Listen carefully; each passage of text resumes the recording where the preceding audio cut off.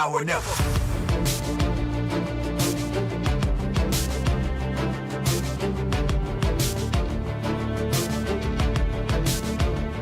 Now or never.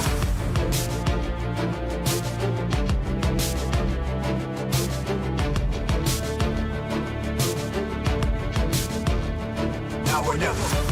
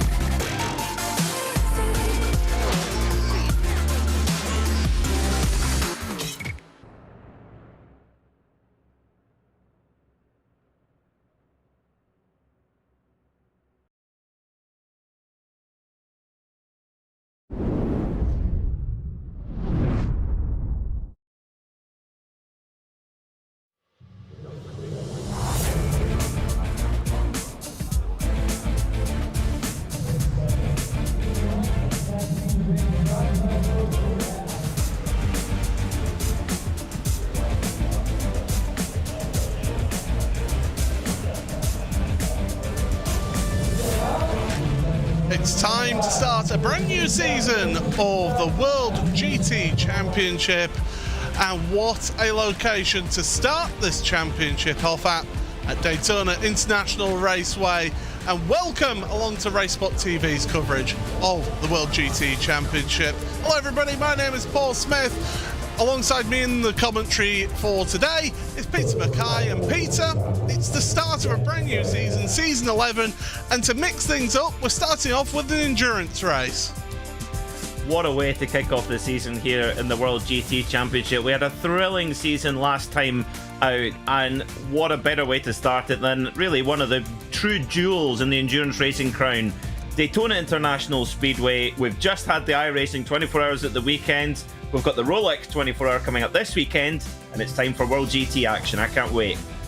Yeah, certainly. It's going to be thrills and spills aplenty for you here today. Plenty of new drivers and new teams joining the championship. The championship going from strength to strength here for the start of season 11. And speaking of that season, as I say, we're starting off with an endurance race.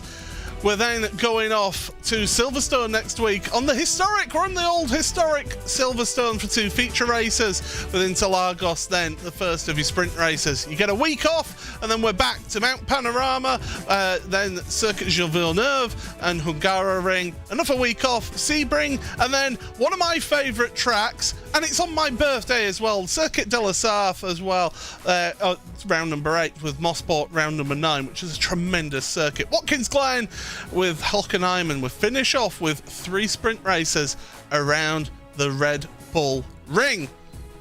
Well, you see there, we've got the endurance, we've got the feature races, we've got the sprint races. Feature races next week, 2 40-minute races with a mandatory pit stop. The 3 sprint races the week after of 3 20-minute races. But today, an hour and 45, 2 mandatory pit stops. A lot of these drivers took part in the iRacing Daytona 24 hours, Peter, so they should be well versed around here. Absolutely. The most, like you mentioned, a lot of the drivers have been taking part in not just the 24 hours of Daytona, which is a lot of track time in itself, but the preparation for an event like that is enormous. So yes, this is a perfect way to start the season, and I think a lot of the drivers will be quite glad that it's something that they've worked so hard on, and everyone will be absolutely up to pace in themselves, but also in their setup. And looking at some of the lap times in qualifying, wow, there's some hot pace out there today. So yes, you're right, what a great way to kick off. And of course the endurance races, great to see them at brilliant endurance racing venues, Sebring and also Watkins Glen as well, and of course Circuit de la Sarthe at Le Mans. Can't wait. And of course, we've got 2 of our 3 returning champions here. So we've got the Pro Champion, the overall series champion, Ross McFarlane. He's back to defend his championship. The Pro-Am champion as well, Mike Horder. He's returning as well to try and defend his championship. Ryan Hamilton, unfortunately, couldn't race in this season. So we're going to be looking for a brand new AM champion as well. There's plenty of big names once again in this series, not just in terms of the drivers, but also the teams getting involved, as we've seen. And we've also got a new feature for this season as well. We've got a few of the drivers providing us behind the scenes look of how they're getting on. There's Adam Watson behind the wheel for Team Mad. It really is looking to be a fantastic season. And an endurance race, it's not going to be quite as hectic, is it, at the start of the season compared to the normal sprint races that we would have started with? Absolutely, Paul. Yeah, it allows the drivers the opportunity to bed themselves in. But interestingly, any of those who watch the Rolex 24-hour 100-minute qualifying race are going to get a good impression of what to expect tonight. A big bunch of GT3 cars all in a pack. So got to be smart in those early stages as well. But the slipstream, the draft game is going to be massively important.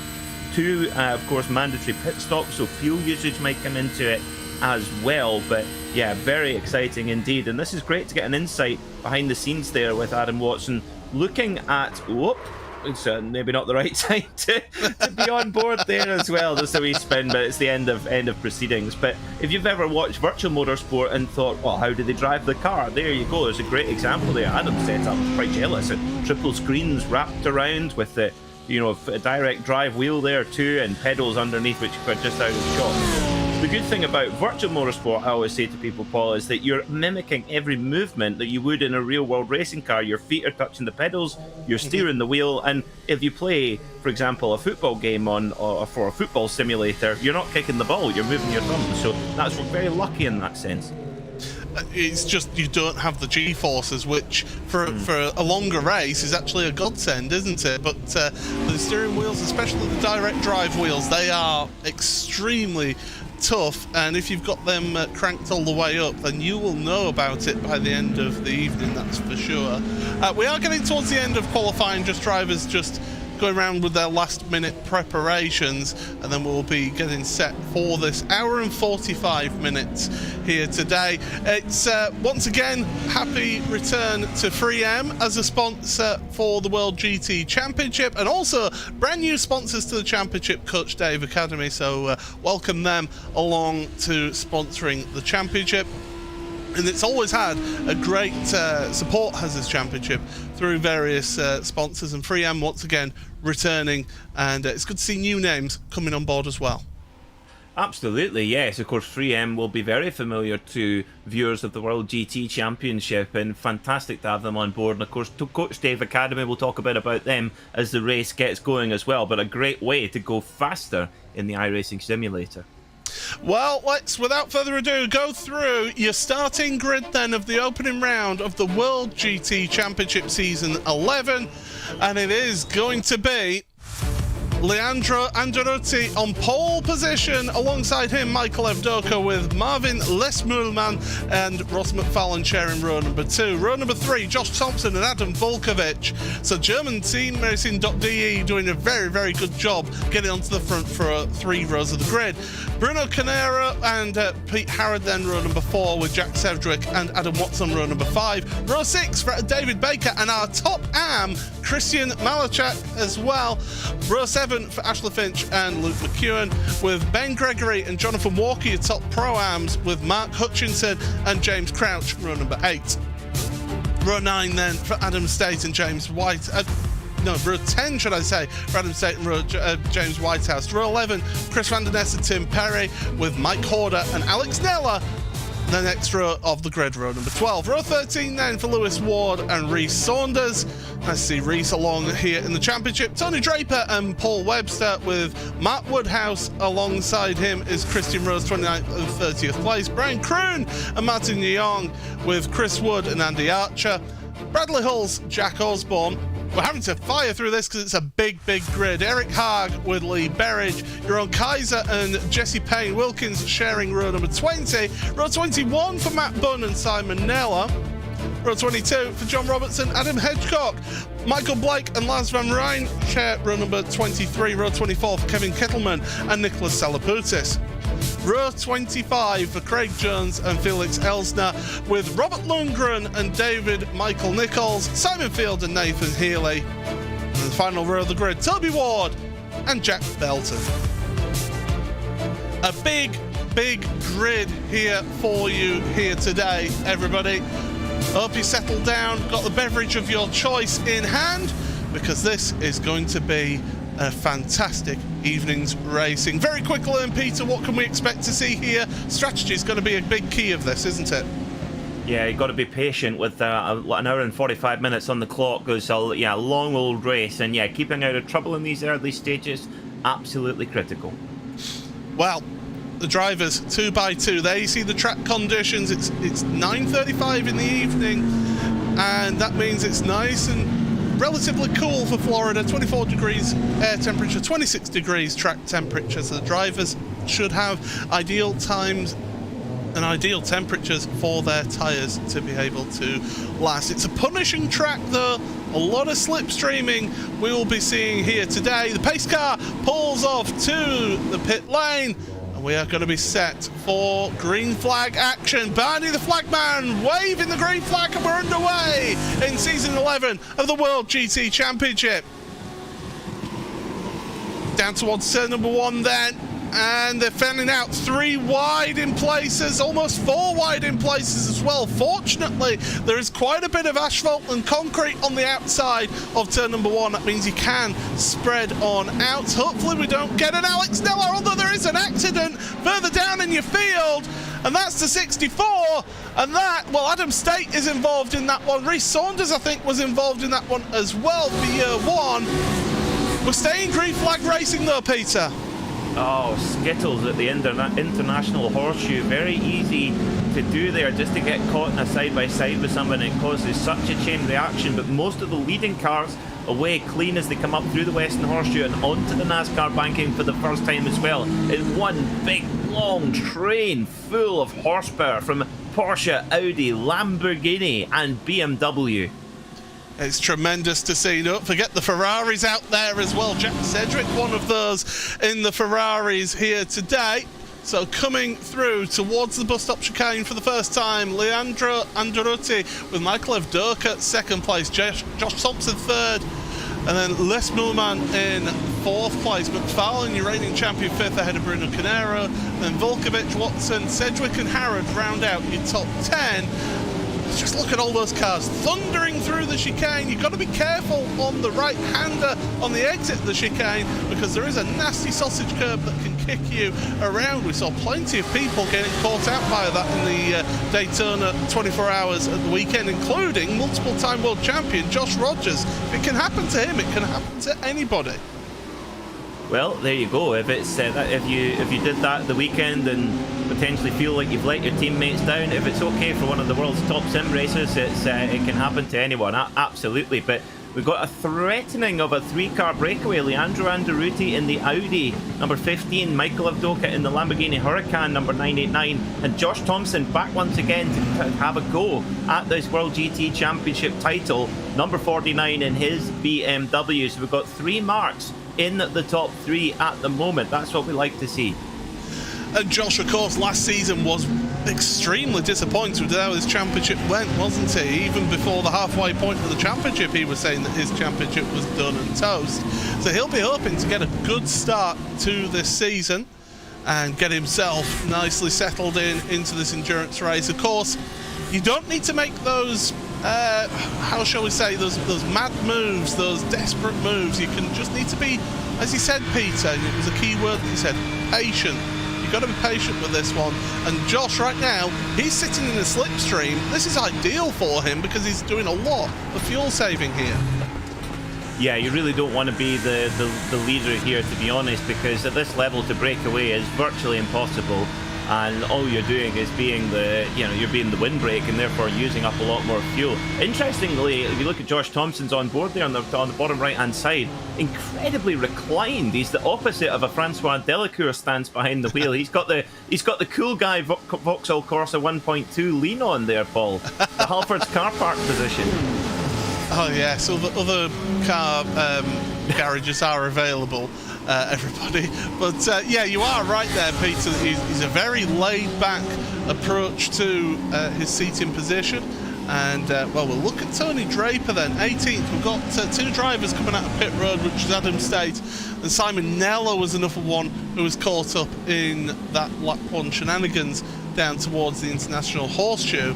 But we've got some drivers here. So Tony Draper, James Whitehouse, 2 teammates together out there on track. And they've got a brand new teammate at Century Sim Racing, of course, because Pete Harrod has crossed the divide from Pure Sims, headed over to Century Sim Racing. They've got themselves a very rapid driver there. And a handsome one too, so I hear. Well, I mean, I do know that he is nicknamed Handsome Pete, but I mean, that's everybody's not everybody's take, although I did see just in the background of a shot some lights off in the grass. I think somebody's had an issue out there. There was a yellow flag coming up on my track map, but we'll carry on. Oh, and that's what happened on lap 1 then. That was down into the International Horseshoe, and as I say, there was Reece Saunders involved in that one as well. Fortunately for these drivers, Peter, as we have every season, there is 1 free repair available to them. so that they're able to at least get down to pit road, get a repair done, and just see out the rest of the race. Yeah, that's very important. And in a field this big, if you can get back out and running again, very important as well. And you never know what can come your way. I think there's a lot of teams coming off the back of the Daytona 24 Hours here in iRacing for the weekend that it's never over till it's over, whether it be 24 hours or an hour and 45 minutes. It looked like the 64 car there, really a kind of innocent bystander, got kind of hip checked. Adam Stake getting hip checked by one of the Lamborghinis. I didn't catch the car number, unfortunately, to see who it was. However, hard to criticise any one driver because it's just so packed. There's almost not enough tarmac to fit the cars. It's like getting on a ferry, Paul, in those early corners. Well, like I say, it's a 56 car field is this one, so you know, it's a very, very densely packed field, and I mean they're still covered by the infield at the moment is the string of traffic around here at the moment. And yeah, I can tell you that Jesse Payne Wilkins has headed down onto pit road as well, and Simon Neller has actually pulled over again onto pit road, so obviously not happy with how his car is, and that could be at the end of his day. Just to let you know, on the left hand side of your screen on the timing tower, all the car numbers that are in green, so Andaruti, Avdoka, Thompson at the top of the field there, they're all in green. They're the pro drivers here in this championship. Then you look at Crouch, Walker and Gregory together, they're Pro-Am drivers. The field's split up. And then James Whitehouse is one of those who's got blue number on our timing tower. He is a AM driver, so there's 3 separate championships all together in this championship. It's what really sort of helps it stand out as a championship, doesn't it, Peter? It gives multiple people the opportunities of winning a championship. Absolutely, and that's what we see in real life as well. And it's actually something that IMSA has channeled very much this year. Is the 67 Lamborghini, whoa, taking a bizarre line and loses it coming onto the banking. Now I wonder if that's the same Lamborghini, it's painted the same, that was involved in that turn 2 incident. The number 67 there. That's Alex Neller. Alex Neller. Ah, difficult start to the day for Alex. Yeah, and he's got himself pointing the correct way again, so he's fine, and he's back up and running in this race. So, leaders at the front here, covered by just about a second. And as you mentioned, Peter, there's a little bit of a gap going back to them. Here's another replay. Oh, and that's a Team Mad car on the inside. Oh, and there's an instant party. BMW. And it's the boosted car of 777, which is Simon Neller. So that's what happened to Simon and why he took a trip back to the pits. But yeah, it's not the best start in the world, is that, I must say. Well, the Nellers, of course, a big family in sim racing. Simon and Alex, father and son. And I know you maybe know this better than I do, Paul. Do they live in the same house? I haven't a clue. Well, if they do, can you imagine the synchronized swearing going on at the moment, echoing around the house? Well, what we can see is your leaders going across the line. It's and it is still a queue of cars. Jack Sedgwick moving his way past. That's past Adam Watson, so up into 7th place for Jack. And Adam Watson, the Team Mad driver, in 8th in his Porsche. It's great to see that we've got such a mix of the marks here in the top 10, Peter, because it just shows that the balance of performance is actually pretty even.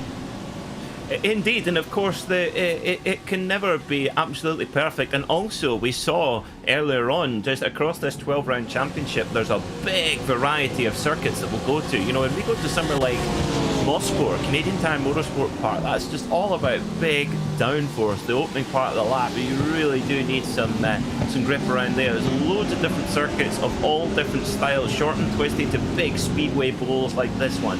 So it's each car will have its circuits where it's good at and some where it's maybe not so good at. It's all about maximising it over the course of the season. Speaking of car choice, great to see the number 10 Jack Sedgwick. He's one of the few Ferraris in the field, but the leading Ferrari, and I love it how he always likes to go a little bit against the grain. He likes to to be a little bit different with his car choice. Of course, racing in the World Touring Car Series broadcast here on Thursdays on RaceSpotTV, and he's one of the very few front-running drivers to choose the Honda Civic Type R over the Hyundai Elantra. So I like it. He's always a bit of a spoiler in the pack there.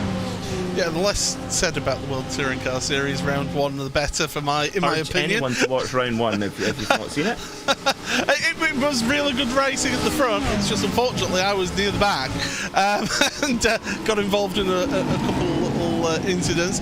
Now, Les Moorman has moved up into 4th place, although Russ McFarlane's fighting back through the exit of turn number 1, and Jack Sedgwick is just waiting for his opportunity to make his way past the 666 car. And one of our new teams, as I say, GermanSimRacing.de, new team to the championship, and they've done a very, very good job at the start of this event. As I said, all 3 of their drivers in the top 10 in qualifying, so tremendous to see that from this team. And to give them the full name, it's GermanSimRacing.de by ACV. So there you go, get the full title out there on your commentary there. But yeah, out onto NASCAR's turns 1 and 2 once again. And this is just going to be a holding pattern, isn't it, Peter? This is just going to be how it goes until basically the first pit stop.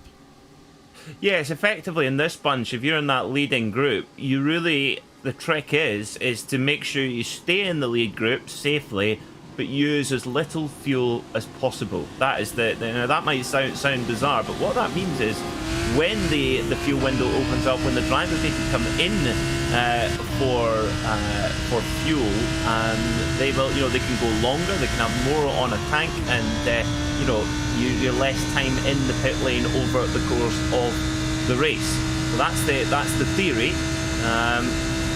But in practice, sometimes it can be a little bit different. You can see here P15, still actually number 88, Jonathan Walker, is well in the leading group here. He's well in touch with the leading group. And he's exactly where he needs to be. Tell you what a great name to have, Johnny Walker. Well, you would know about that, wouldn't you, from your former profession? But yeah, Jonathan Walker, of course, involved with 3M.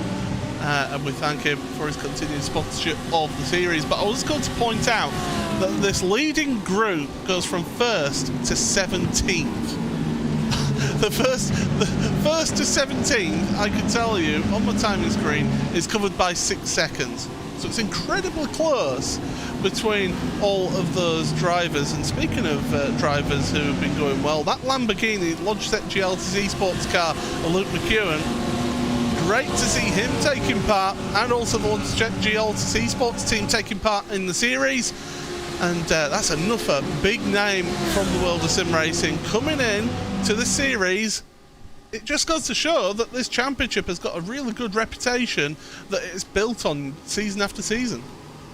Totally agree. I was delighted to be able to call the action last season for the first time in the World GT Championship, and I'm delighted to be back again. The action is superb, the driving is excellent, and yes, it just shows. I'm not surprised to see so many of the big names from the world of virtual motorsport taking part, and I do know for a fact that there are a number of teams who wanted to be involved, but grid spots were completely full, so it's certainly a sought after grid to be on. But Luke McEwen definitely making moves forward. He holds the fastest lap of the race at this moment. He's wanting to get himself into the sharper end of this leading group, but at the moment it's Leandro Andaruti who's been the leader since the start.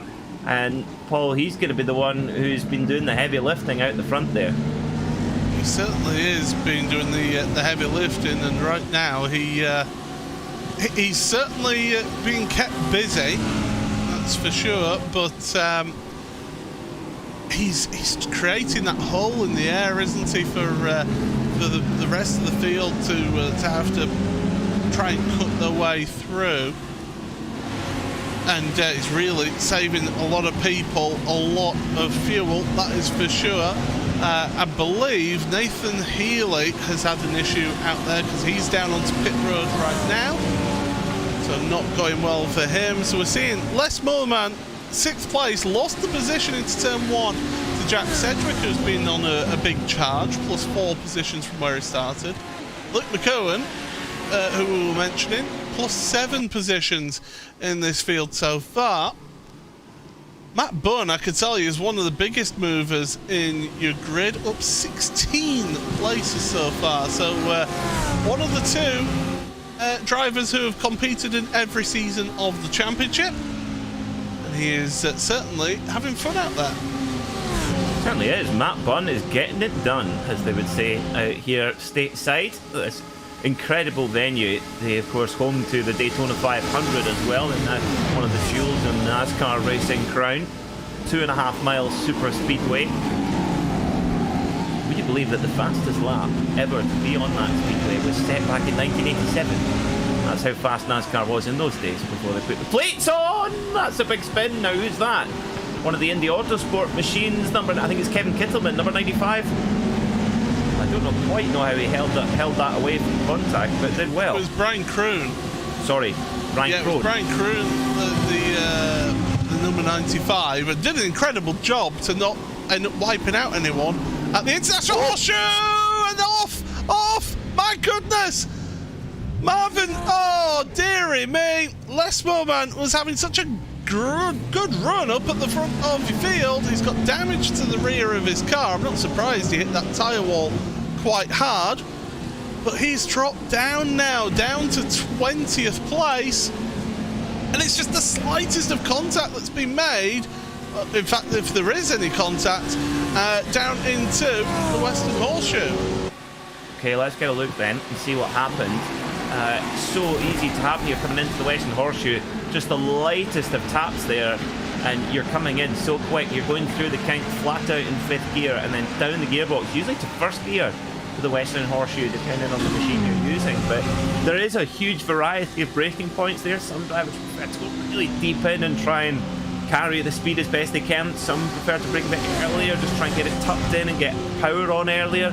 And what that means is, Paul, is that it's easy for cars to concertina together, just the lightest of touches and whoosh into the wall. I would think that we'll see Les Molan coming into the pits very soon, probably the next opportunity to get that fast repair.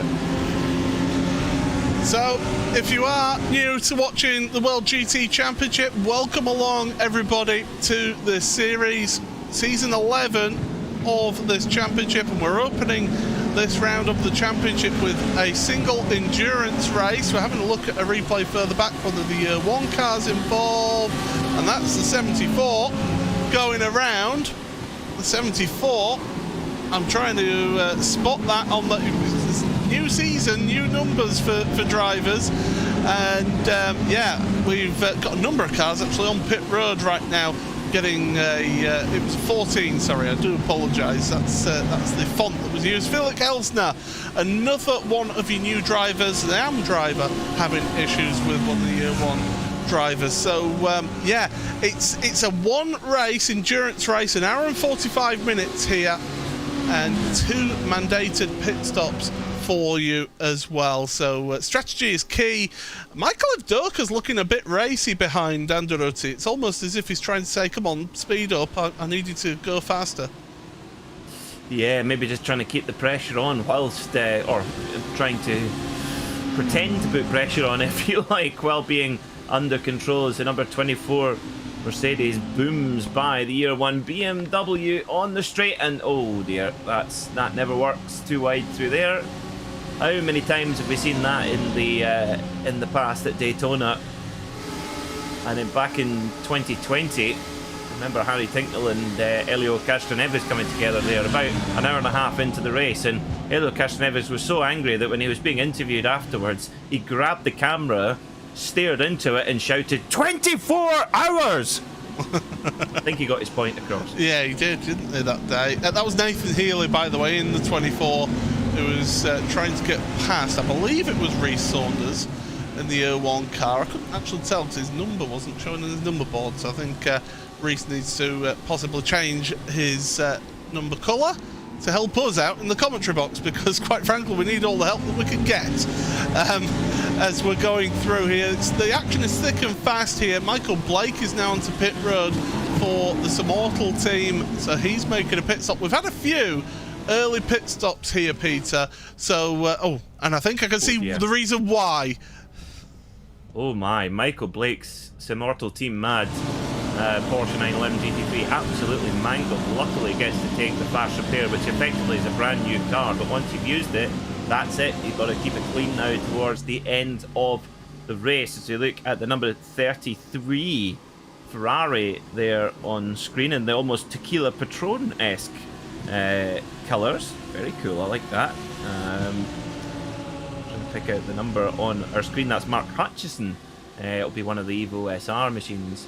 But I tell you what, Luke McCohen is driving his heart out at the moment. He's made so much progress through that leading group, and he's making his way up to the leading group as well as 3 wide down towards the... Oh, that's not... That is why you don't go on the apron on the trial wall, because that happens.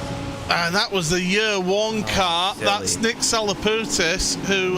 there was another car got caught up in all of that, and then another one came flying in. And this is where you've got to really pay attention to the yellow flags that get shown as well. And it was one of our Audis that's in the field, the 17 of Jack Belton, who was involved in that one as well. And there was a car came absolutely... I mean, this car has nowhere to go, the Lamborghini that gets fired off. But then there's cars coming around further after that just get absolutely... just fire into that. That's where you've got to pay attention to your yellow flags. Exactly, and hope that everyone behind you is paying attention to it. Yeah, I mean, if that's like... I mean, this is what happens on a big super speedway like you get here at Daytona, Talladega, and Indianapolis. When there is an incident, it's a big one, because you're a GT3 car there, close to 180 miles an hour in some of the, especially in the draft, and that was really, really silly there for Nick Salaputis to go onto the apron. You're not supposed to cross that yellow line, and when you do so, the drop off onto the flat, it unsettles the car, and well, we saw what happened. It triggered an enormous accident, ruining the race of 4 or 5 cars. That is why it's forbidden, and I'm sure the stewards will look at that in quite a dim way. Well, I could tell you that Nimcross Jr. or Robert Lundgren, it was... Oh, my goodness, that was a case of, right, where do I go?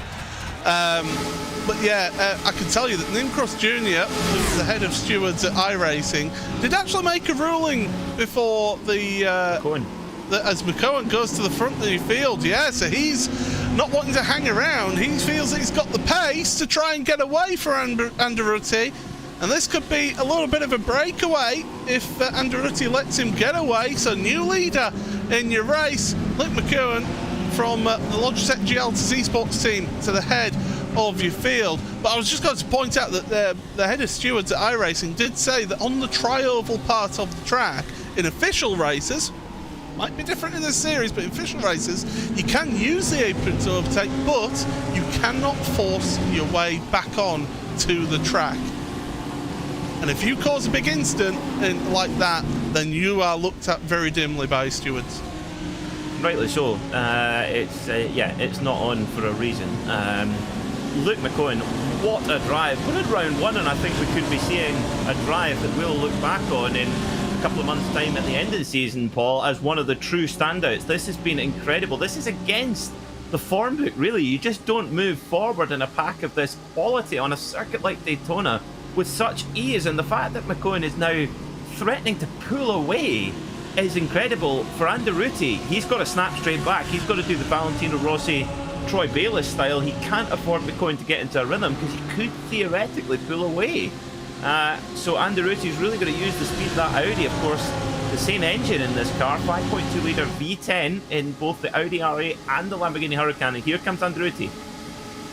Yeah, but if I'm Andretti, I actually sit behind now. I just stay in that draft, stay in the slipstream, look after my fuel numbers, because I've been forging a path at the front of the field for the best part of 25 minutes.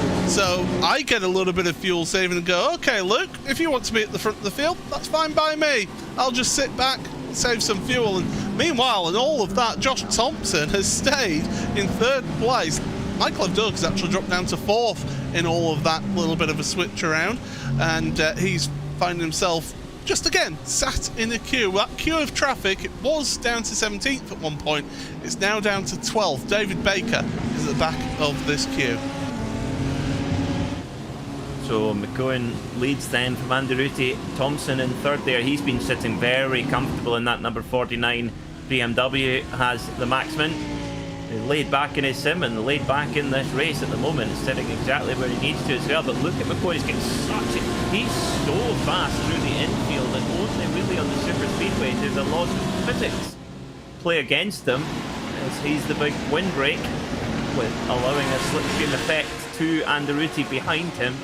They come to the bus stop chicane. But for Anderuti, I think you're right, Paul. If Anderuti can comfortably stay in the draft, then yes, he's fine to stay there.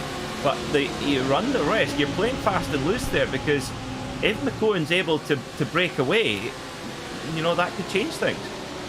Certainly could. You can see the lead battle on your bottom right hand side, but the big box is a battle currently for 20th place, and that is Matt Bunn in 19th, Matt Woodhouse in 20th, Chris Wood 21st, with Mike Horder, Alex Neller and Andy Archer involved in that one. Matt Bunn, I said he was on a bit of a charge. He's up 22 places at the moment in this field, which is an absolutely incredible performance so far from Matt, but certainly he is pushing forward. There he is in his Lamborghini, in his 3M Lamborghini, and the Team Mad car going around the outside. Well, that's Matt Woodhouse. He's trying to make his way past, but he's not able to do that around the outside. It's such a difficult corner to make a move and make it stick, isn't it, turn one? Very, yeah. We saw it last night in the Rolex 24-hour qualifying race, when Richard Westbrook went for the big dive up the inside on the final lap with Ricky Taylor, and it nearly ended in tears. But thankfully they got through clean. But you're right, Paul. You've really got to be decisive, and if you hold the inside line, you've got a really good chance of defending the position. So yeah, it's a tough corner to pass, but not impossible, as we've seen. I just want to say, all these pictures brought to you by our incredibly talented producer, Hugo Luis, who's he must be getting tired of seeing the sights of Daytona after producing 18 hours of the 24-hour broadcast from this weekend. So I think he'll be happy to see the back of this place after a little while, but we're not happy to see the back of it just quite yet. We've still got an hour and 17 minutes of this race remaining. Now, tactics around here in terms of your strategy, as we say, we've got 2 mandated pit stops, which are dictated by the fuel limit. Pump drafting. Pump drafting in GT3. Oh my goodness me! Don't get any ideas. Wowee! Anderuti going for the bump draft. So what on earth is that? Is effectively pushing Luke McCohen through, because the run that Anderuti is getting, he gets a bit of an overspeed from the smash. That's one of the Indy Autosport Lamborghinis, number 78. Kevin Kittleman. Ouch. That is the Pro-Am. Kevin Kittleman there. Oh dear. Yeah, that is a heavy impact. Thankfully, 1, it's a safer barrier there, and 2, it's a virtual environment that we're in, so thankfully you don't have to pay for that damage. But yeah, I was going to say, the strategy around here I think would be very simple, really. You need to stick with the draft. If you end up pitting early and being out in no man's land, and the rest of the people that you're racing against are staying in a draft pack, you pretty much write that one off, don't you? Correct, yes. There's, one of the Audis showing its slightly twitchy side there. Toby Ward. Toby Ward. Started at the back of the pack, and it's not got a great deal better for Toby. Very experienced racer in the virtual world. Well. Yes, you're absolutely right, Paul. I totally agree. If you don't have that draft, it's like giving away 50 or 60 horsepower. That's how strong it is when you get up there on the banking. And coming back to Anderuti there, why does he not pull out and go by McCohen? Well, this is the thing. If you pull out of that draft, you hit the big wall of air that you were being protected from. So here we go. Here comes Anderuti. Let's see if he's going to do the bump draft again. There he goes. He's trying to effectively make a breakaway. The thing is, if you've not got someone in front of you who's entirely comfortable with it, it can end in tears very, very quickly indeed. And listen to that engine note of Luke at the front of the field. He was dipping the clutch going into turn number 1. he's trying to do everything that he can to save as much fuel as he possibly can. And dipping the clutch, you see some of the pro drivers do this in these endurance events. They'll dip the clutch into, say, like turn 1 here, and okay, it saves you tiny little increments of fuel, but every little bit helps around here. They do lose that engine braking though, which can help you down into turn number 1. Great to see so many people tuning into this opening round of the World GT Championship here on RaceSpotTV. Hello to Daniel Ferguson. Daniel, thank you so much. I've been worrying if I was pronouncing Luke McEwen's name correctly, but now I know. Luke McEwen, thank you very much for that.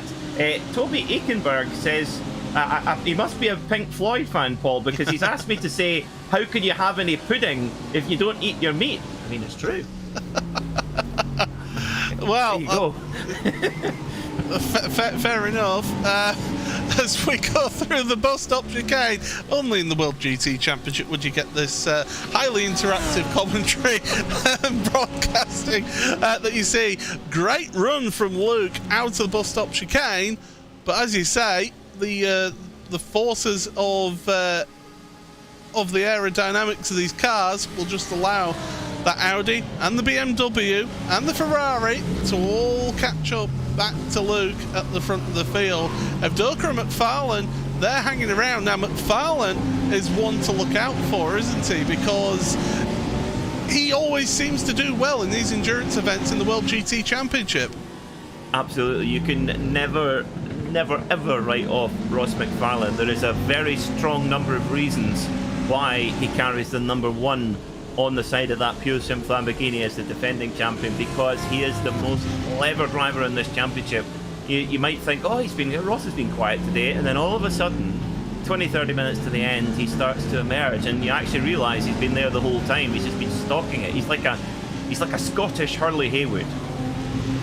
Yeah, someone that you would see up on on one of the great estates, wouldn't you? Just be quietly going around stalking his prey, and then last minute pops up and takes it. And well, that is what we usually see from Ross in these endurance events, and certainly he's doing a sterling job as always. 6th place.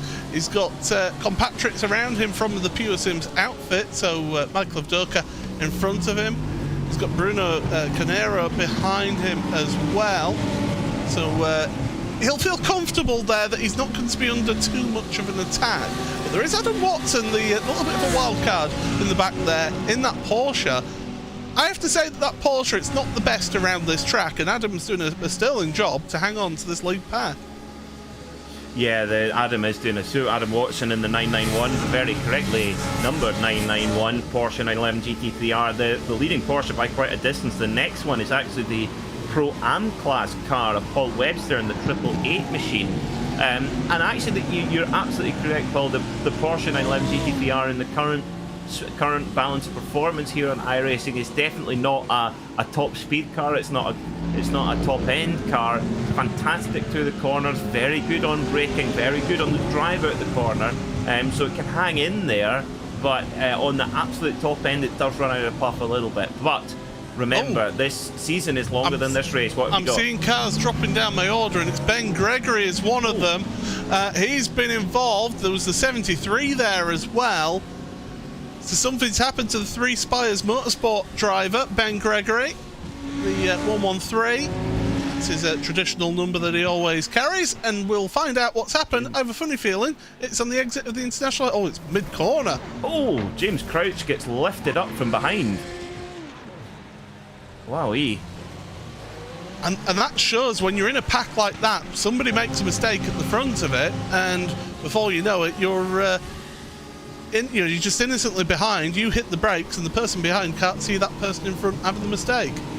And of course, that's Ben Gregory, one of the most, if not the most, experienced driver in this championship. Of course, you were mentioning before the broadcast, Paul, all 11 World GT Championships Ben taken part in.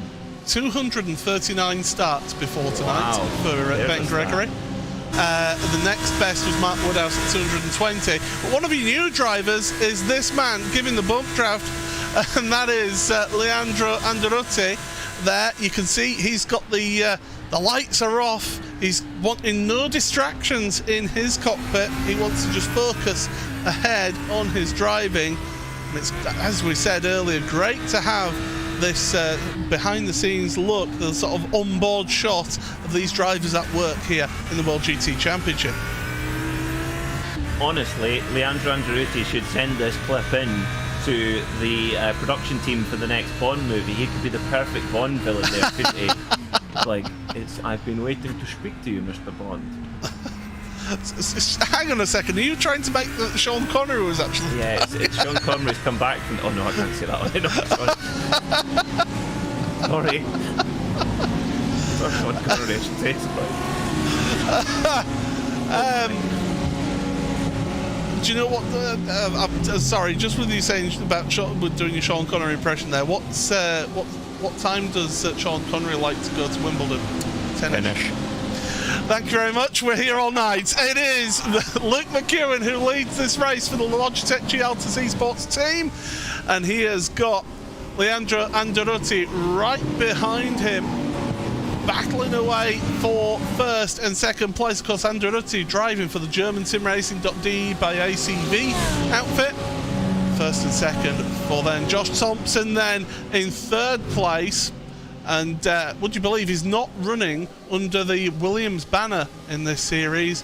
Do you want the official team title for Josh Thompson there, Peter? Deep breath. Was cooking by 3M.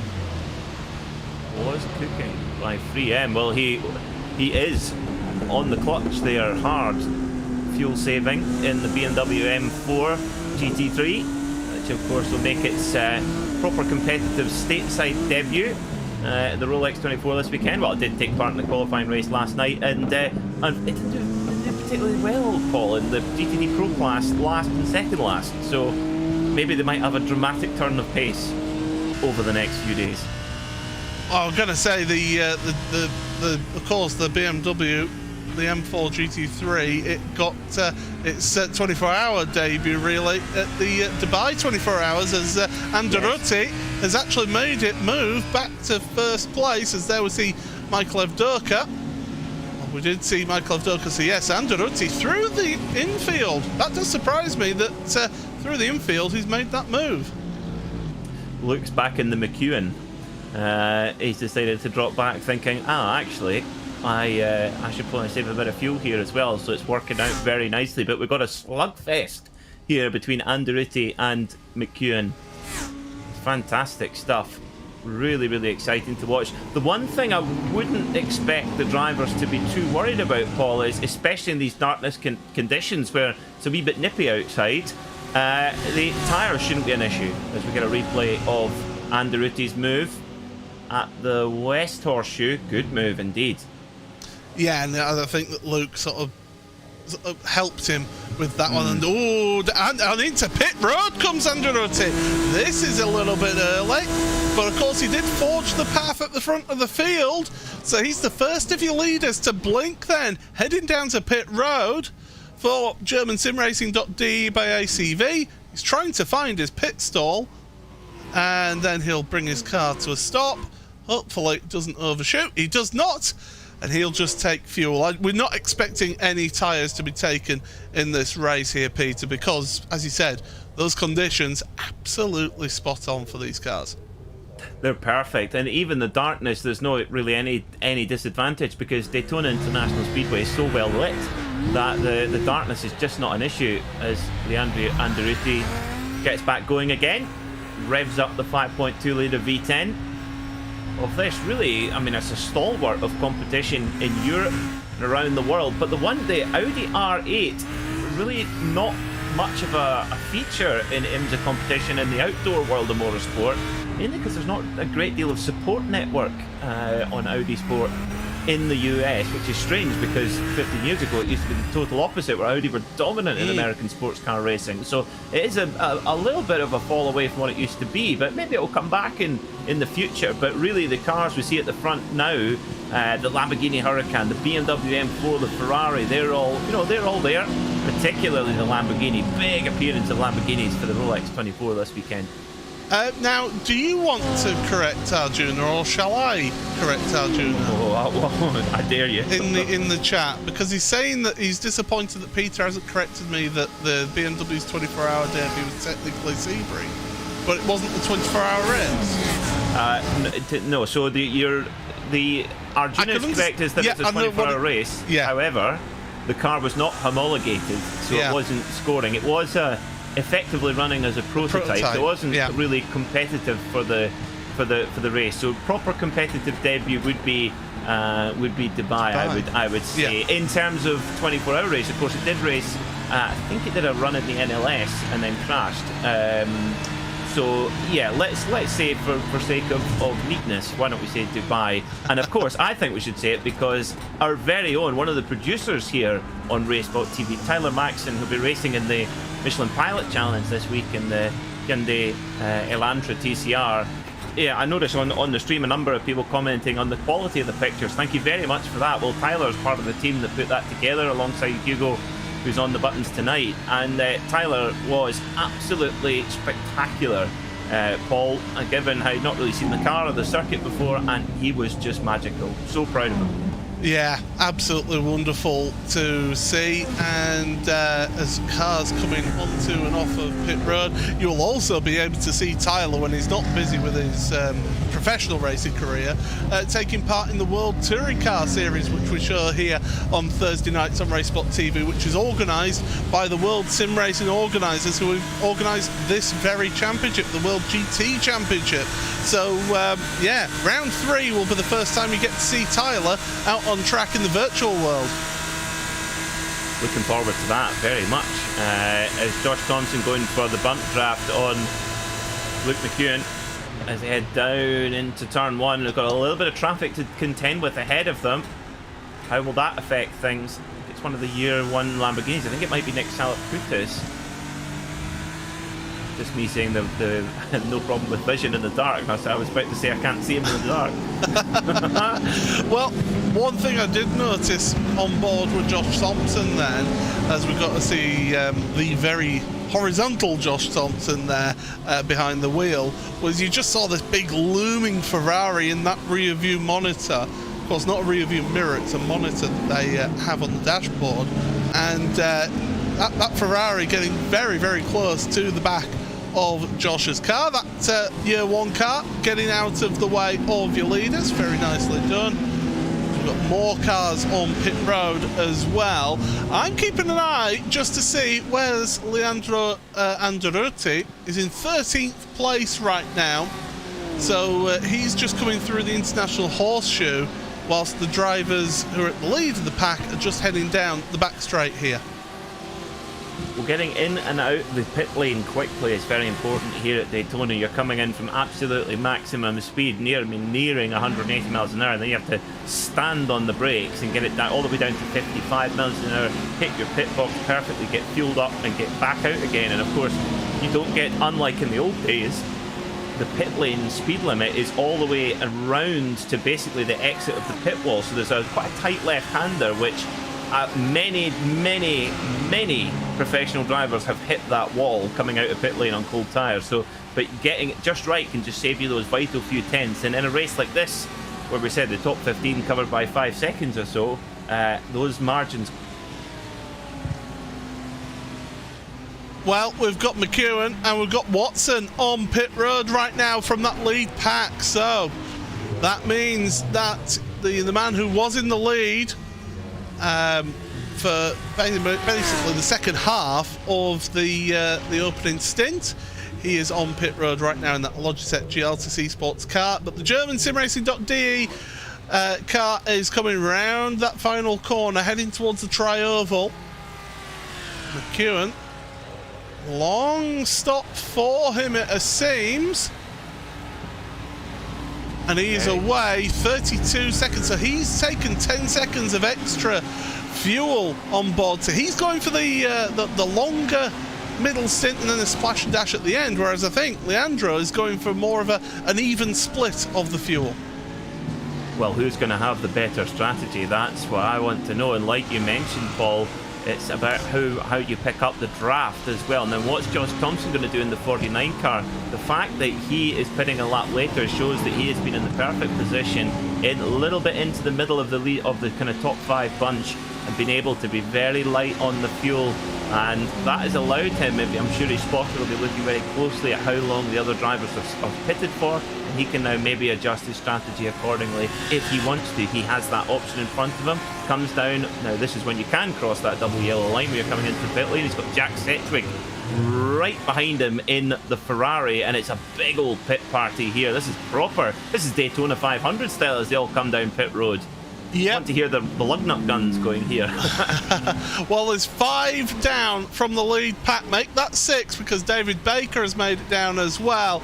So the leading pack, the rest of that leading pack has made their way onto pit road. You can see Leandro Andaruti in the bottom right hand side of your screen. He's coming round NASCAR's turns 3 and 4, heading towards the tri-oval once again. Are we going to see one of these drivers do the shorter pit stop like Leandro did, or are they all going to sit here for a long time? Beautiful shot of pit road, and around 25-26 seconds for the majority of them. Thompson though 31.8 seconds, to call it 32 seconds. Jack Sedgwick similar as well. So different strategies at play here then, Peter. This is going to be an intriguing final stint of the race. It's all going to come down to that final pit stop, isn't it? Certainly is, yeah, and we're not going to know what the drivers have up their sleeve. Now, Josh Thompson has got ahead of Luke McEwen.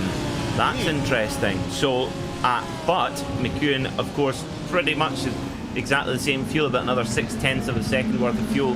That maybe now this is it now coming into play. Luke McEwen, unbelievable first stint. I mean, really impressive to cut through the pack. However, he clearly spent some fuel doing that, whereas Thompson, by virtue of his better qualifying position, was further up the group and could be really light on the throttle. And the gap we're seeing now on track, McEwen came into the pits ahead of Thompson. He's now behind. That is where the fuel saving, that's the benefit right there on screen. So the order as it is at the moment then, because pretty much everybody has pitted then and had their first pit stop. Leandro Andaruti is in first place. Now, incredibly, Adam Volkovich is in second place because he pitted, well, it's coming up to 13 and a half, maybe 14 laps ago. So he'll be, he's a bit out of sequence, is Adam, but he's in second place at the moment. And then you've got Michael Avdoka, Bruno Canero and Ross McFarlane. Here we see the onboard from Bruno in the 3M car. The Pure Sims car in front. You might be thinking, well, why is he pushing that Pure Sims car along? Well, Bruno is part of the Pure Sims team. You've only 3 drivers to a team, so they're splitting them up amongst the different outfits that they have, the different sponsors that they have at Pure Sims. So that's why Bruno is racing for 3M here in this championship, even though he is a Pure Sims driver. Then Josh Thompson, 6th place. He's the first of the drivers who took 32 seconds worth of fuel. He's ahead of Luke McEwen with Jack Sedgwick and Adam Watson, who's still hanging on to the back of that pack of cars, Peter. So doing a sterling job is Adam. And then it's Marvin Lesmoman, who of course had that incident. He's been 17 and a half laps. He's on 10th place since his pit stop. So we could see a little bit of a change of the order because Lesmoman is out of sequence there. Your top Pro-Am driver, by the way, is Mark Hutchinson in 12th place, with the next best Pro-Am being Paul Webster in 16th, and then James Crouch in 18th. Your AM drivers, Andy Archer, 24th at the moment, just ahead of Chris Malsharek, with then the next AM driver is going to be James Whitehouse in 31st place. So different strategies are at play here. And Peter, this is going to be an intriguing next portion of the race. It certainly is, yeah. I mean, for a great example, I mean, Leandro Andaruti, the number 15 car, has taken less fuel, about a third less fuel than some of his rivals. However, that, of course, the lower the amount of fuel you take in, the lower the amount of time in the pit box at the pump. And what that means is that Leandro Andretti now has a gap at the front from Michael Evdoka of 3.1 seconds. And that means that he is well out of the slipstream range, so he's not pulling around anybody like he did in the first stint. So he has an opportunity to get his head down and put in his own pace. The only maybe caveat to that is that the two cars chasing him, Michael Evdoka, Bruno Carnero, and indeed Ross McFarland's, it's effectively a pure Sims 2-3-4 right now. They are on the move. Now, lap times, this is fascinating, Paul. 144.1 last time by for Leandro Andretti. The pure Sims guys behind him, Evdoka 43.7, Carnero 43.8, and McFarland 43.7. So those three pure Sims Lamborghinis, they are on their way, and they are on their way fast. Christian Rose there, you see the 93 SimLab car. He's another one of those drivers who's a part of that Pure Sims outfit, who's in one of the other teams that they run here. He's in that mid-pack. He's down there in 22nd. He's got Tim Perry and Ben Gregory in front of him, with Jonathan Walker forging the path in that 3M car. Behind them is Martin de Jong, who's a newcomer to the championship. And look at the bump drafting going on. I mean, to be fair, bump drafting on the straight is one thing, but bump drafting through NASCAR's turn 3 and 4, Peter, that's something else. Well, this is something that maybe you could only really do on a regular basis with teammates. Now, this is, of course, one thing about top-level sim racing teams is they put in an enormous amount of preparation, and a lot of that will be done with teammates all running in their own car, and they'll practice and practice and practice and work it set up, and things like, you know, they will not have done that without practicing it. That's the one thing for sure. As Bruno Carnero there, Michael Evdoka, they will also very likely be connected by voice communication. And that's something, again, that is different from the world of outdoor motor racing, where you definitely would not be connected by voice to your, or certainly not directly anyway, to your teammate. Can you imagine the confusion there? But really good use of it as well. And on the lap times, it's showing there Leandro Andretti's gap is coming down on each lap now to the chasing Pure Sims Lamborghinis. Now, a few questions in the chat about what happened to Luke McEwen. Well, he was so quick in stint number 1, and he still is. He's very, very fast still. The reason why he's dropped down the order a bit is because he completely brimmed the tank. He took a very long stop, and that means that he's got a slightly shorter stop to take next time, so it will come back to him. Yeah, don't panic. In fact, he's actually made it past Josh Thompson on that last lap, so he's moved up into 7th place. We're still keeping an eye on these other battles. This is the beautiful thing of the World GT Championship, is you've got battles all the way through the field, so it's not just those at the front. I mean, I'm looking at my timing screen, and by the way, you can check out timing as well, RaceSpot.tv/timing, if you want to keep up to date with everything going on in this race. Be sure to have that on another screen. But look at this, you know, you got a battle here for 33rd. You got Tony Draper, Chris Van Der Ness, and Bradley Hulse. And now I was seeing the car stop, but it's just looks like maybe a connection issue for one of your drivers. These three, that's a bit of a wide line there from Tony Draper, Bradley Hulse. Hip check Van Der Ness. That was a little bit aggressive in my book. A little bit rude, so to speak. Yeah. Bradley Hulse in the BMW. It's a change of car for him because, of course, last season, which was his debut season, the young man from Barnsley, speaking of hip check, now they're hip checking each other. He's changed car into the BMW. We'll have to see how we go, but he had sparks of brilliance, didn't he, Bradley, in his first season? And right at that curse of the commentator, you start complimenting somebody, and around they go. That was a pretty pure strain of commentator's curse there, Paul. It must be said. Oh, poor Bradley's, like you say, changed from the Porsche to the BMW this season, still for the year 1 outfit. And you're right, there were some really good performances last season, some class wins, and so let's get a look. This is so easy to do. Just carry that a little bit too much speed into turn 1, maybe get out onto the tyre marbles, and just lucky that everyone managed to get through there clean, but no damage, can carry on. There's no harm done.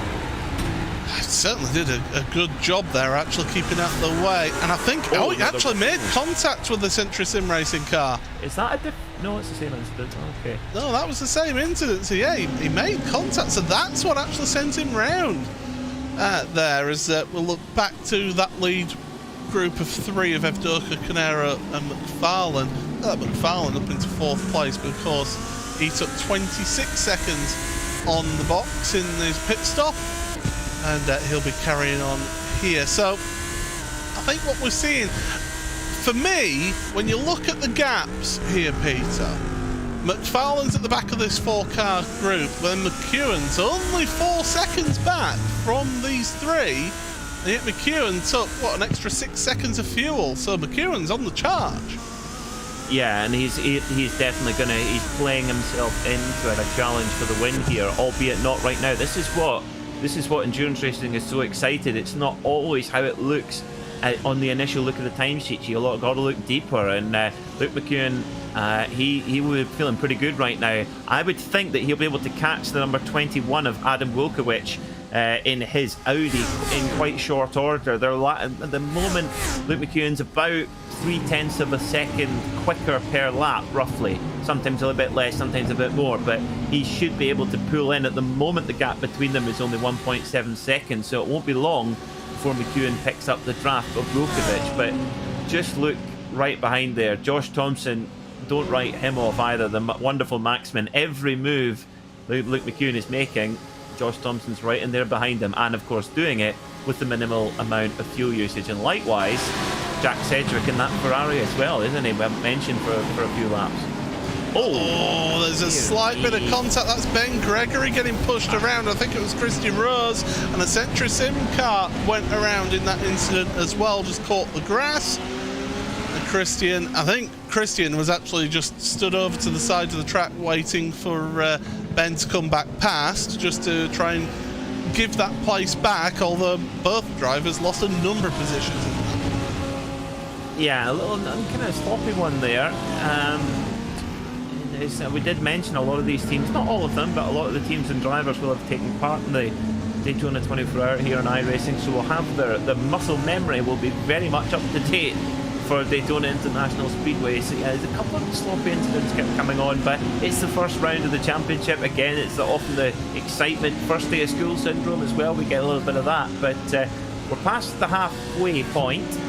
47 minutes to go here as well, and who's going to blink first on the second and final scheduled pit stop? Well, we know that Luke McEwen is he's got the options now. He's got the fuel in the tank, and the pace that he's setting, considering his car will be a little bit heavier as well, is mighty impressive. I will point out for this race, the fuel tank limit is 75% of what they normally run.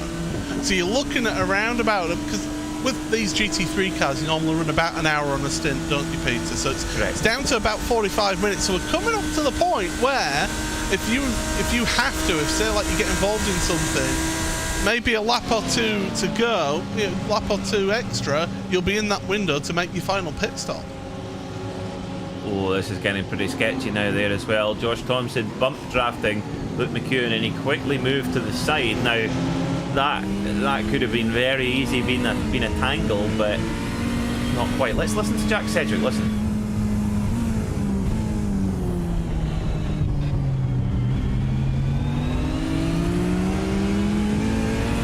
He's so smooth, isn't he? So smooth with his application of power. Let's listen again.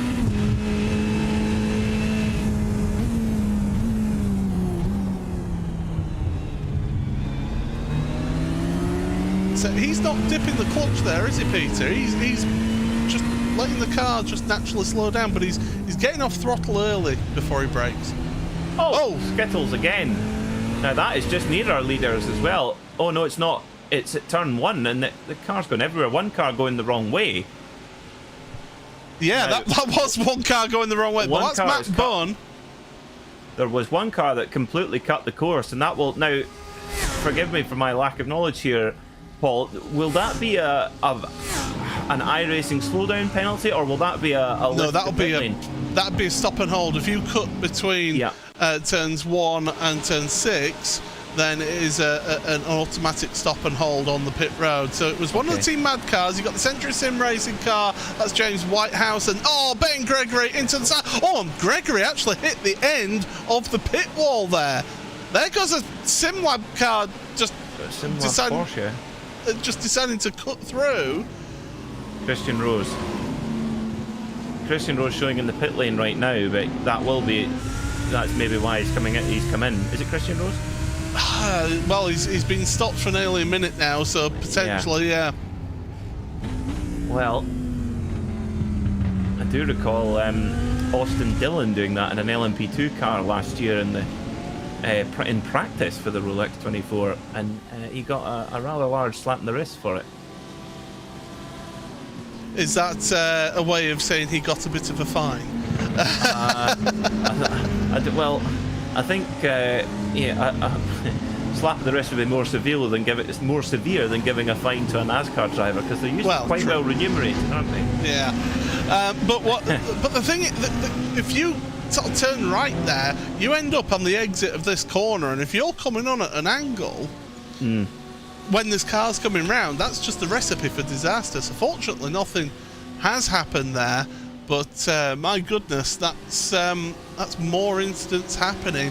Look, there you see leader just going into the bus stop chicane.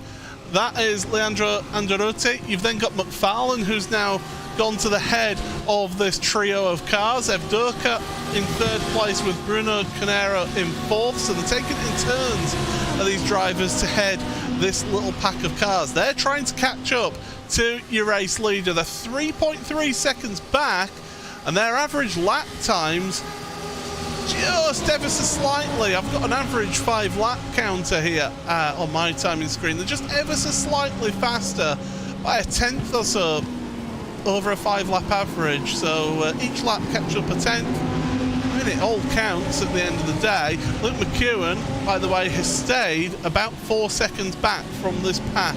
So he's not really been catching up too much, but he has got a little bit of extra pace over them.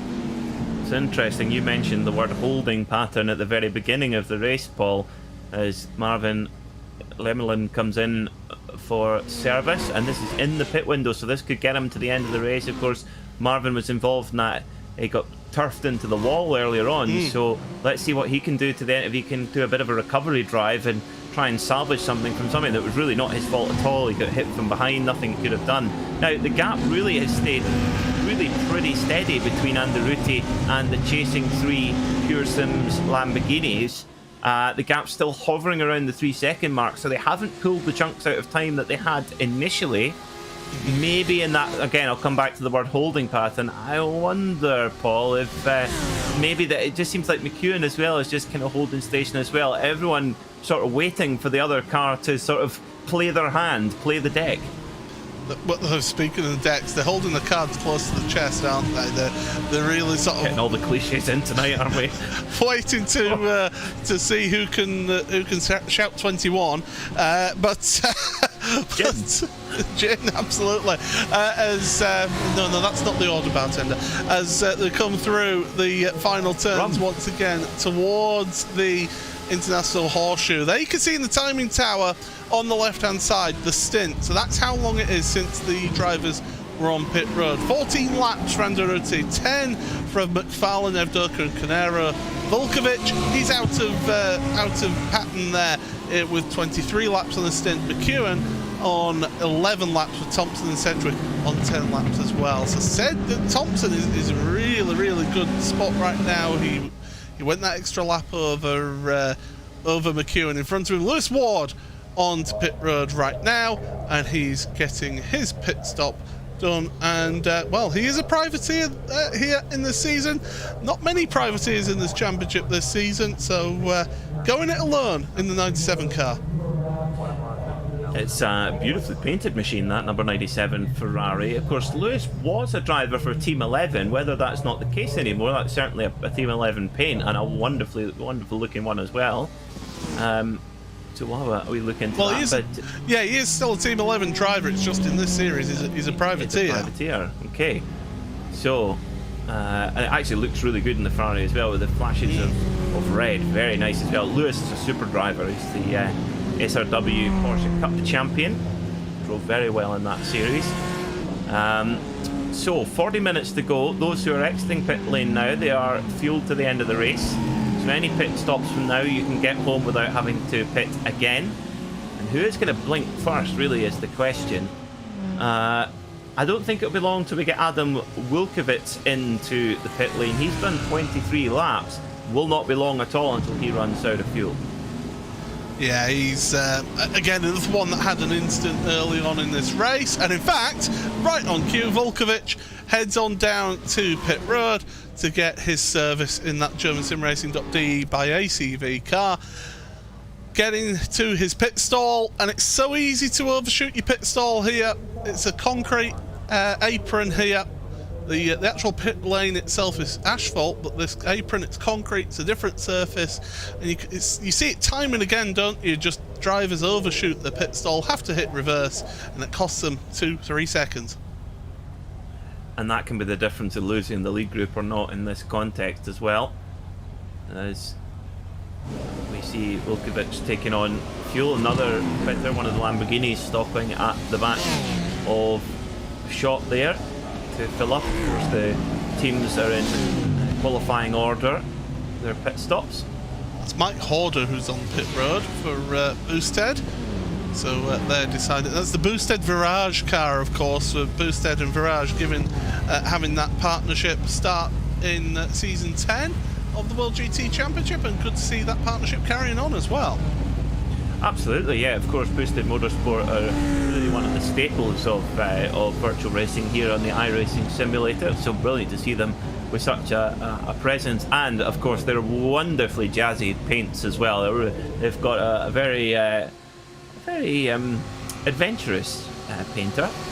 So interestingly, it appears here that McFarlane and Evdoka have dropped Carnero slightly. They've made their way forward as well. It looks like Evdoka's trying to no, I'm just going to hit the brakes on that comment. I know exactly what you were about to say.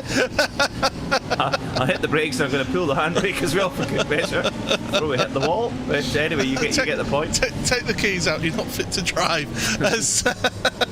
Well, you say that they were dropping Canero, but Canero's now caught up to them through turn 1, because this is one of the disadvantages of being the car behind somebody in a draft queue, because you always back off that little bit earlier than your braking zone into turn number 1. So you're always slower into turn 1, and that allows anyone who maybe you were dropping off behind you to just gain back on you, because they're able to hit the brakes where they normally are. Is this battle for 13th? Dive to the inside.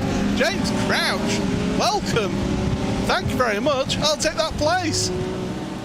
Yeah, James is really a super driver, and knows this Ferrari platform very, very well. And yeah, making it count there. The beautiful black and green Evo SR machine.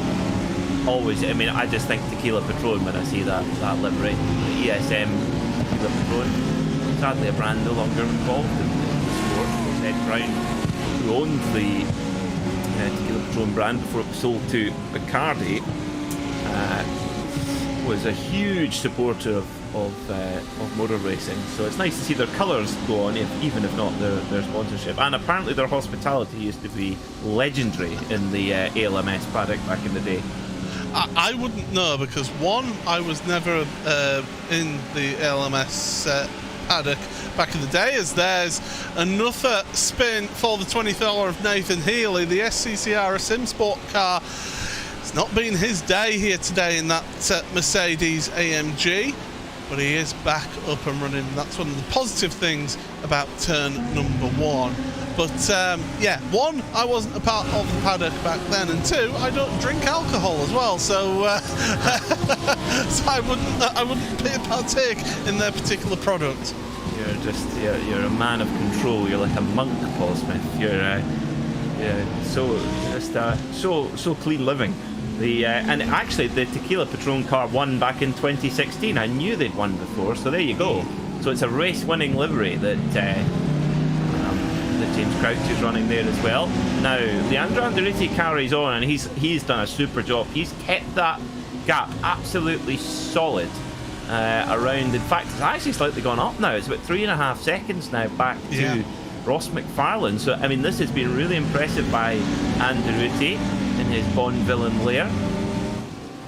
You'll see what we mean when we cut back to his onboard shot.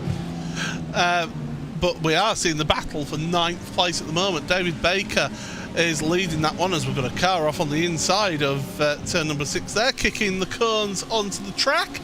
And then you've got Mark Hutchinson, then your top Pro-Am driver, 10th place ahead of Pete Harrod, James Crouch, Ashler Finch, Alex Nella and Paul Webster. And that is the spin for the 26 of Simon Field. Hello to our very own Justin Prince. No, Tequila Patron do not sponsor Evo SR, as much as I'm sure they would like that. No, that's it. Just a similar colour scheme. Leader onto pit road. So Leandro Andretti, he'll be getting his final pit stop, so we're looking at around 20 seconds potentially for his fuel stop here. And he's got to wait patiently. This is the worst part of being a driver. Look at him. You can see him there in his lair. Waiting patiently, he's counting it down. Waiting eagerly. Not revving yet, now he's revving, and away he goes. That's a 26-second pit stop for him, 26.5 seconds. What will the rest of them do? And of course, you can't get on the power straight away, you've got to wait for those green cones. Then unleash the 5.2 litre V10 in the middle of this Audi R8, and off he goes back into the race. It's been a super drive so far for the number 15 of Leandro Andretti. Really did the heavy lifting, led confidently from the front with a huge snarling pack of cars behind him. But let's see if he's played this strategy game perfectly. Will the others cover him off now? That's the question now, Paul. Will we see a flurry of activity now in the pit lane now we've seen what Andretti's up to? Yeah, so this is where now we keep an eye on the lap charts and on the timing screen, and you can keep up to date with that as well. RaceSpot.tv/timing to see when pit stops are happening, how long people are taking on pit road, and see where your favourite driver is out there. So Ross McFarlane, currently your race leader, but of course he owes us a pit stop yet, along with Michael Evdoka and Bruno Canero. Luke McEwen, who we think is going to last at least 20, maybe 22, 23 laps.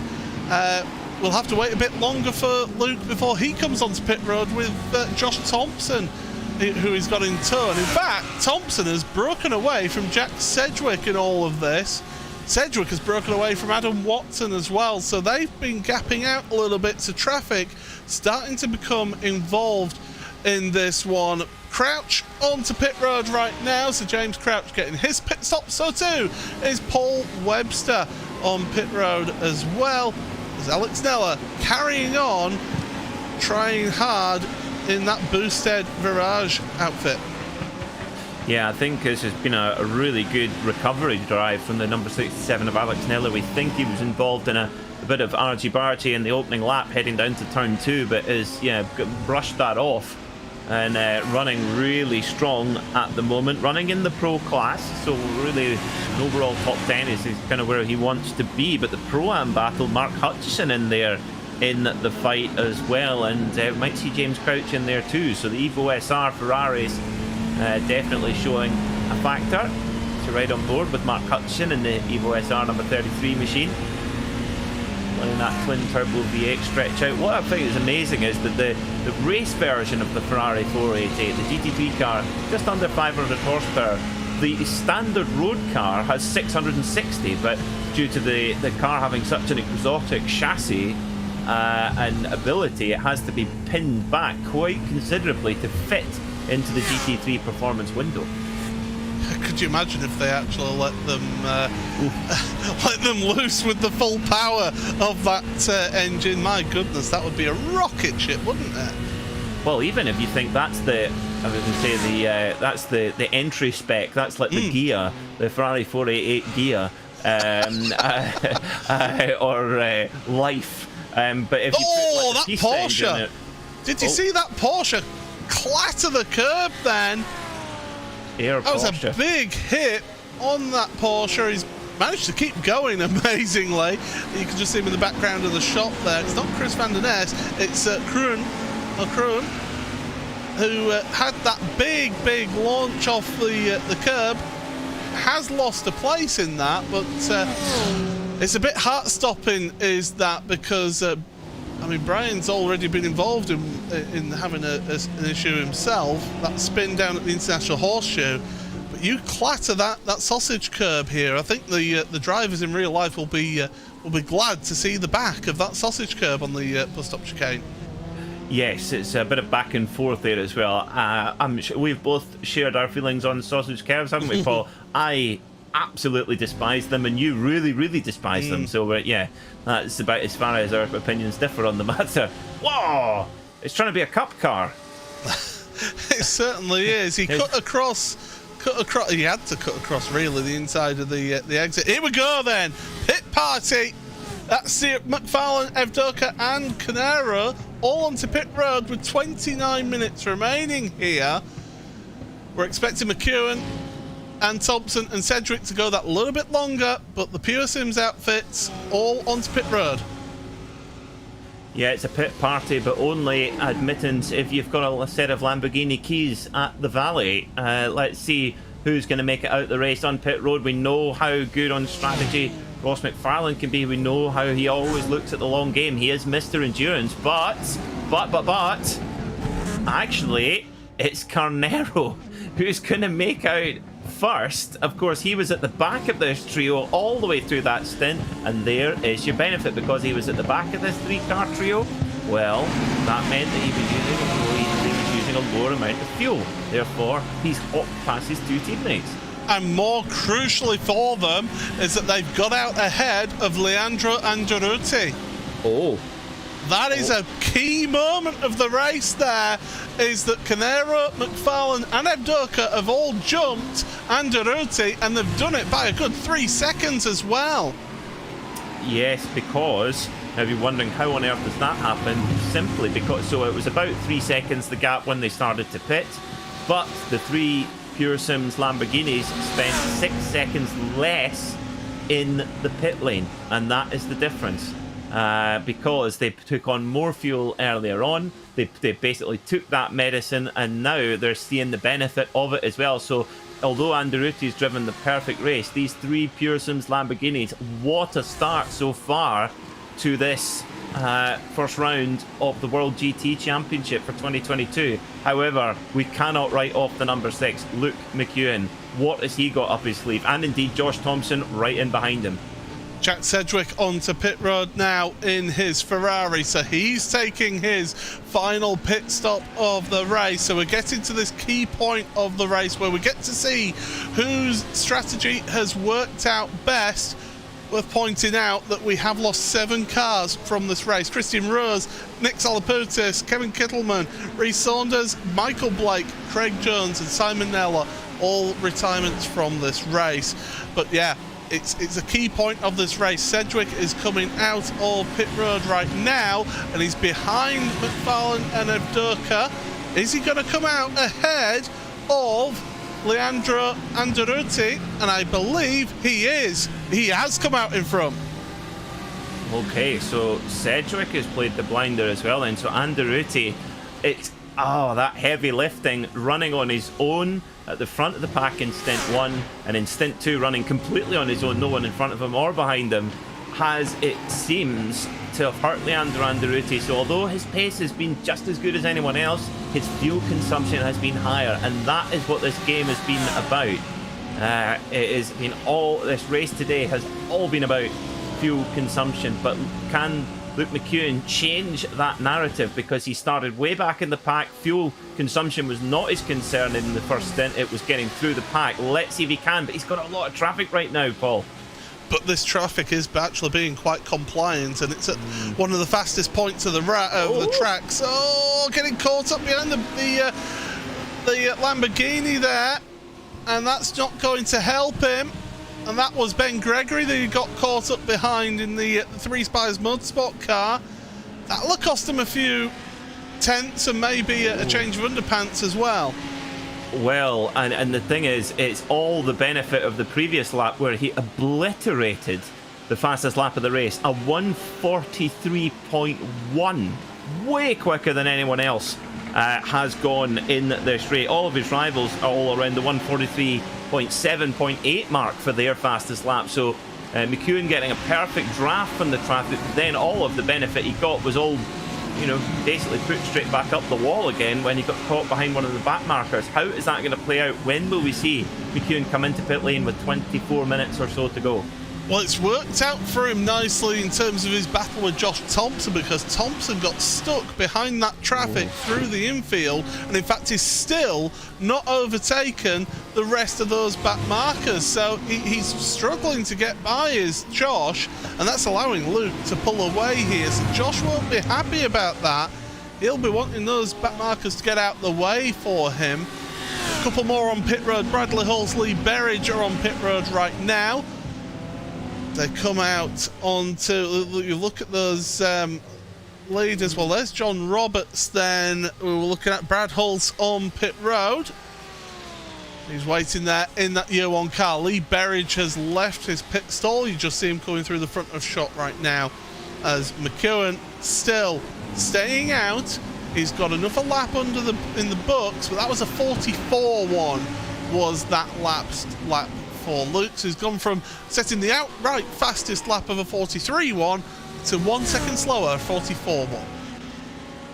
Absolutely bizarrely, Josh Thompson set his best lap of the race in that lap, despite being in the traffic. 1:43.5. I think he must have got the draft absolutely perfectly and used that on the banking. It just shows you how important that draft is. Even on a lap where you get slightly balked, if you get a good draft on the speedway, you'll get the time back. Ross McFarlane rather gifted the position there by Canara. So Bruno Canara moving to the high side through the tri-oval and allowed Ross to go through. So this tactic of these three cars working together is really panning out for them, isn't it, here? It is. Yeah, it's been a huge benefit because, you know, being in the draft is helpful, but you never know what a rival's going to do. But if you're in the same team, you can coordinate it. And this is something, absolutely no shadow of a doubt, they will have rehearsed this. This is what the top sim teams will do, and Pure Sims definitely qualify for that honour, I would say. How good is that 3M car look? Of course, a Pure Sims car underneath, but painted in the livery of our series sponsors, 3M. Imagine if you could get some 3M fireproof overalls in that pattern. It would be cool. That would be pretty good. They were getting caught up behind the very battered and bruised Jeroen Kaiser in his Team Mad car. As we're looking at Josh Thompson in second place. He's hooked onto the back of the slipstream once again here as Josh, and he's reeling in Luke McEwen once again. So he's working that BMW hard. He's got a collection of karting helmets there to his left, along with a couple of trophies. You've always got to show off your trophies, haven't you, if you're racing and you're on camera? Absolutely, you do. Yeah, of course, Josh Thompson from the Isle of Man. Wonderful place, of course, home to one of the greatest motor racing events in the world, the Isle of Man TT races on the 37.7 mile mountain course, all public roads, of course, and it is just heaven on earth. If you're a motorcycle racing fan, Isle of Man TT week or TT fortnight can't be beaten. I will add as well that you've also got the Manx Rally as well, which is one of yes. one of the best asphalt rallies that there is out there as well. So if you ever get the chance to watch either of those events, do head on over to the Isle of Man. Subject to whether travel restrictions are in place, of course. At the moment, we've got a driver on pit road, Jack Osborne. Martin de Jong is coming down pit road after having his final pit stop here, as he'll come underneath our floating camera. Again, brilliant camera work from our producer Hugo Luis. Just keeps on bringing more and more to our broadcast here on RaceSpotTV. It is the World GT Championship Season 11, round number 1. It's an endurance race, an hour and 45 minutes around Daytona International Raceway. And it is Paul Smith and Peter Mackay behind the microphones here, bringing you all of the action here as onto pit road is Adam Watson. His Porsche has said, you know what, I need a drink. Don't we all? As Luke McEwen puts in a super lap, 143.3 last time by, so clearly wanting to make the very most of that car, that lighter car with the fuel load down. Car's nice and light and nice and fast. As Adam Watson doing his pit work. Back on the go again. I like how his shirt matches his wheel with the red and black. That's very cool. I can't say that I would particularly enjoy 102 octane as a drink, but you know, each to their own. It smells good. Certainly clears your sinuses, that's for sure.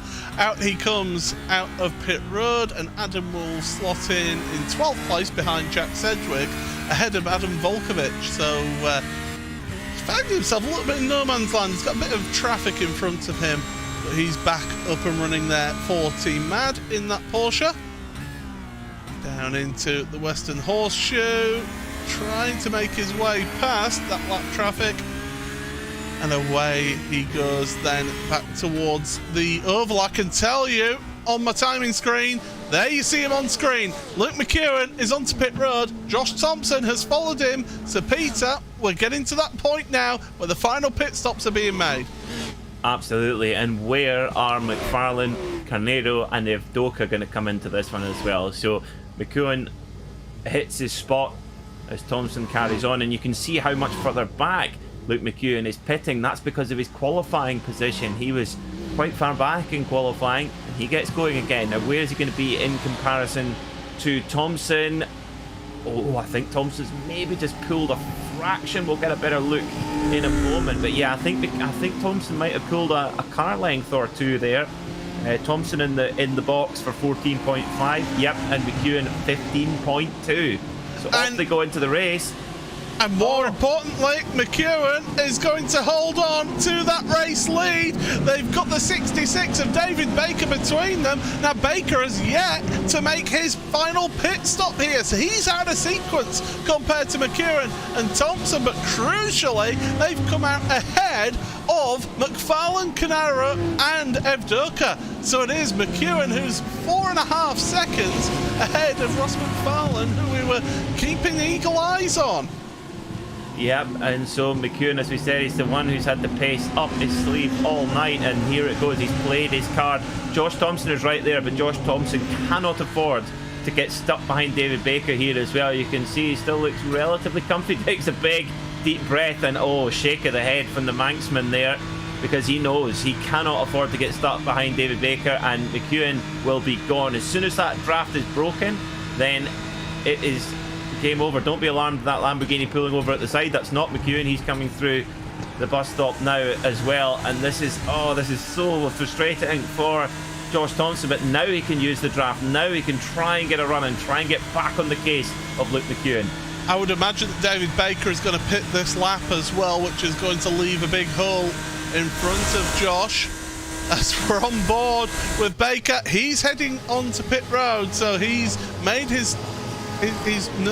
made it known that he was heading down onto pit road there for his final pit stop. So it is Luke McEwen in the lead of this race, Josh Thompson in second place, then it's Ross McFarlane, Bruno Canaro and Michael Evdoka third, fourth and fifth. Here's Thompson, and he's got his sights set on that Logitech G Altus eSports car in front of him of Luke McEwen. Game on then. So Thompson very much in the drafting range of McEwen now. He's got to try and plot his way. He's got 16 minutes left to go. He's got time. He's just got to try and gauge where to try and make that move. If he can make that move, will McEwen be able to try and stretch it, being able to try and pull away?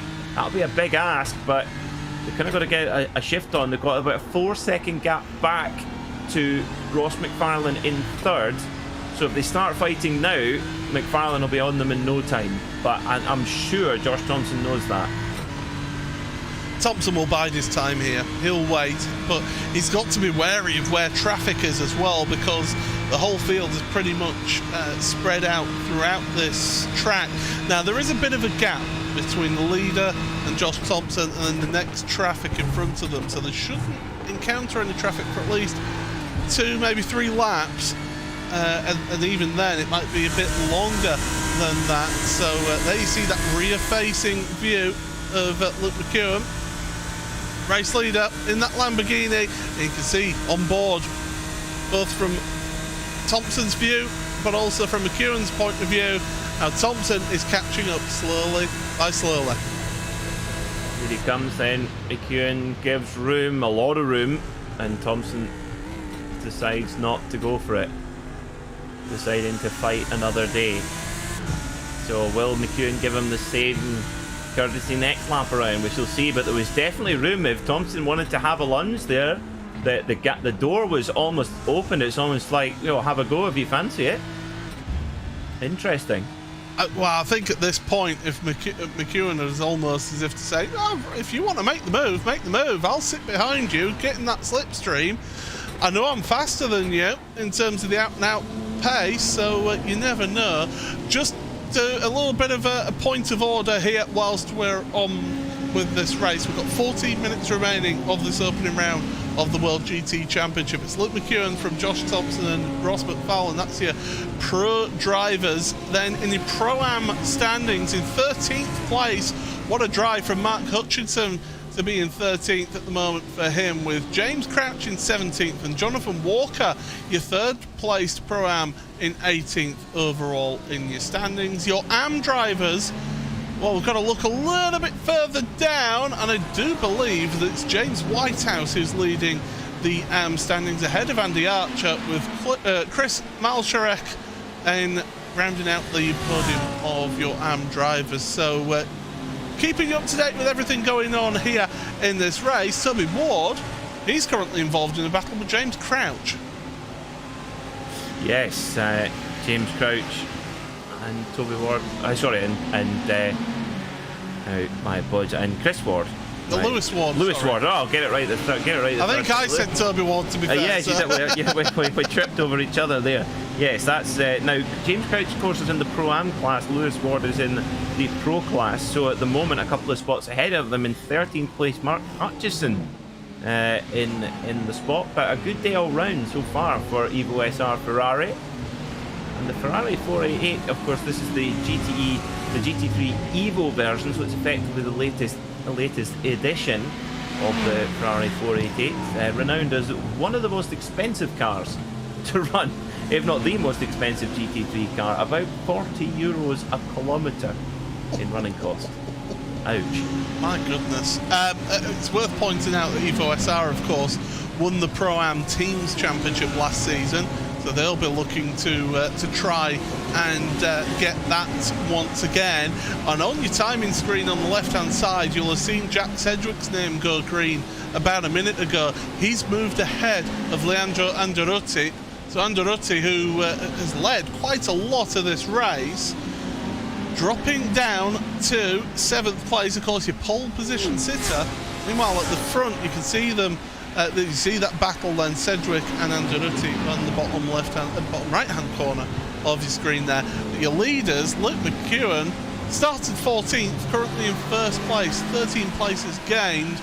And just looking down the rest of your order, rest of your field, I think the only other driver who's gained as many positions as him is Lars van Rijn, 14 places, and in 32nd, and Felix Elsner in 37th place. He's also gained 13 places throughout this race. But we're heading towards the final 11 minutes of this race, Peter. Time is going by, the Santa time are running out. About 7 laps remaining in this one, I reckon. I'm going to trust your maths, Paul. I'm sure. Well, one thing's for sure, we're going to be in for a proper cracker of a finish. I mean, what a drive this has been, regardless of the outcome. Luke McEwen has just been fantastic to come from a really tricky qualifying to come through to the front of the pack. and hold it is really impressive. But Josh Thompson has played the clever game as well. He's not made a mistake all day long, and he has the opportunity here to try and at least make a move on McEwen. Where is the right time to do that? Is it turn 1? Is it into the Western Horseshoe? Is it, you know, there are opportunities, it's just where. And at the moment they are holding their gap more or less to McFarlane, about 3.5 seconds, so they're safe for now, but any battling now and that gap would erode quickly.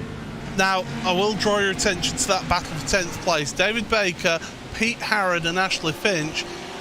Pete Harrod is a former teammate of David Baker's and Ashley Finch as he switched to Century Sim Racing for this season of the World GT Championship, and right now it is a Pete Harrod sandwich because the SimLab cars of Baker and Finch are acting as the bread in that one, but Harrod, yeah, he's the one who's left the team. Is it going to be a little bit spicy or is it going to be cordial? Is there any salt in that sandwich? Some salty ham. I do like a bit of Iberico ham and some manchego. That makes a good toasty. Cooking tips with Pete Mackay. Thompson's not letting him go, is he? In that BMW, no. He's just filling the mirrors of Luke McEwen. But I mean, we can't tell what his expressions will be, but just the body language of the car, McEwen looks so composed here. He certainly does. He looks comfortable. He looks assured in that car, in that Lamborghini. To go out of turn number 6 onto the NASCAR's turns 1 and 2. As away they go, but Thompson is hounding him and he's there in his mirrors all along. So into the final 10 minutes of this race, we've got a battle for the lead, 1st and 2nd. We've got 3rd, 4th and 5th are all together. We've got the battle for 6th place between Sedgwick and Andaruti. You've got then the battle for 10th that we were looking at with 3 cars. There's a battle for 16th between Lewis Ward and James Crouch. Battle for 19th with Jonathan Walker and Paul Webster. The battle for 23rd between Chris Wood and Brian Kroon. You've got the battle for 26th between Ben Gregory and Matt Woodhouse. Then you've got a big train of cars of James Whitehouse, Chris Malacharek, you got Andy Archer, Matt Bunn, Jack Osborne and Lars Van Ryn as well involved in their battles, and Eric Haag, Adam Hedgecock and Felix Elsner. There's a lot of battles out there in this final 10 minutes. How we're going to keep an eye on it all, I don't know, but if we're not showing your favourite battle and your favourite driver out there on track, RaceSpot.tv/timing to keep up to date with everything going on here. But Peter, this has been the engrossing battle, hasn't it? This duel between these two high quality drivers. And it's been a battle of wit and intellect as well, because making sure that you've got the right strategy, making sure that you're reacting to what the others are doing in the right way. But in just pure racecraft and pace, Luke McEwen has been superb here, but that is in this championship. In most championships, that would be enough to cruise off into the distance and win the race. Not here in the World GT Championship, because you've got so many quality drivers in the field, and Josh Thompson certainly qualifies for that category. So he's right there trying to keep as much heat as he possibly can on McEwen. McEwen is clearly very, very good out of particularly the Western Horseshoe and the corner on to the banking out of turn 7, because he does pull a few car lengths on Thompson. So Thompson, if he's going to make the move, he's kind of got to get done early in the lap and try and defend. Now, well, I was going to ask you here the question, Peter. If you're Josh Thompson, so imagine you're in Josh Thompson's shoes right now, laid back, sat there with your hand on the top of the wheel, just gently cruising around this venue. When do you make that move? Do you make the move on the last lap, or is it too much of a risk to wait to the last lap, or do you go early? Oh, it's tough. I mean, you've only got to cross the line first once, and that's in the last lap. So I think as long as he feels like there's no danger of McEwen pulling away, wait until the last lap, then make your move and make a surprise pounce. But it's a tricky one. It is. I'd love to know what his strategy is right now. Maybe we'll get a chance to chat to him after the race, depending on what happens. But it's fantastic either way. That uncertainty of when Thompson's going to try it, and it just seems that this Lamborghini Huracan with Luke McEwen is so good through this infield section. It can turn well, it corners really flat, but it's the way it gets the power down onto the banking which is just critical as well, Paul. Now, they are catching up to lap traffic, and it's this four-way battle for 34th that they're catching up to here. You've got Lee Berridge, Eric Haag, Adam Hedgecock and Felix Elsner. They're up the road here, and they're not too far ahead. Lap traffic could really be a deciding factor in this as well, because we saw earlier on, Peter, how Josh Thompson did struggle a little bit to get past some earlier traffic. Well, and also it plays into McEwen's favour for now when they're on the banking, because if McEwen can get the draft on the banking, that effectively protects him from Thompson getting a run behind him, because he's getting the draft as well, and Thompson will effectively run into the limiter. So riding on board in the BMW M4 GT3 of Josh Thompson with the Fanatec steering wheel, exactly the same wheel that would work on this car in the real world or indeed in the sim. Thompson going for the bump draft in, and that's a bit of intimidation as well now. Yes, it's a pace advantage, goes for the brake pedal, and has to just be that, as you mentioned earlier, Paul, that a little bit earlier, otherwise he'd be straight into the back of McEwen. But there is just nothing nothing to separate these two drivers. Super stuff. And it's just the consistency, isn't it, as well, Peter, between these two, just the way they're going lap after lap after lap, hitting their marks each and every time. I mean, Thompson's just looking around, looking at data. He's looking at his timing screen, probably thinking, okay, what was my time compared to Luke? Oh, it was about it was 34 1/1000ths of a second difference between the two of them on the last lap. So there's nothing between the two of them. This has been such an engrossing and incredible battle to watch here. And it will probably be 2 to go when we get to the line. Yes, it will be 2 to go when we get to the line. So George Thompson's going to have to start preparing where he's going to have a go. The one thing's for sure, a little bit like last night in the Rolex 24-hour qualifying race, Richard Westbrook, you knew he was going to have a go at some point. He was not just simply going to follow Ricky Taylor home to the line. Josh Thompson's going to try the Richard Westbrook here as well. And well, where does he go for that move? They're now coming up to this lap traffic you mentioned, Paul. Now this is where it gets interesting, and I think they might actually catch him in the infield. Oh, that could really put a cat amongst the pigeons if they do that. Andy Archer is onto pit road, so not enough fuel, having to do a splash and dash. Josh Thompson giving the bump draft still. He's not wanting to go past Luke yet. He wants to leave it until the final lap of the race, but 2 to go here. And my goodness, they can see that traffic ahead of them. And the thing is, they're all battling. They're concerned about their own race and not those of the race leaders. Well, if there was a time where you want to use your headlight flashers, this is probably one of those times. And oh, look at this. This is such heavy traffic as well. And Thompson, he's straight on the headlight flasher button, and understandably, as they come through. But that bump draft there just actually loosened the rear of McEwen's Lamborghini enough to make it look visibly unsettled. I'm sure it was a much more violent moment that on board, as Thompson shaking his head, sorry. It is really difficult in that traffic as well, and McEwen has just been so composed through this traffic, and he's getting a great draft from the lap cars now, but he might get held up coming into the bus stop. Oh, this could give Thompson now the run as well. If Thompson can stay calm here and get a good run out of the bus stop, he could have a look down into turn 1 on the last lap. Here we go. Oh, the lights are flashing on Thompson's car. McEwen is not past that lap traffic. He's going to get held up through the bus stop. If Thompson could get a good run out of the bus stop, he can maybe get the run on Luke, but we're coming towards the final lap of the race.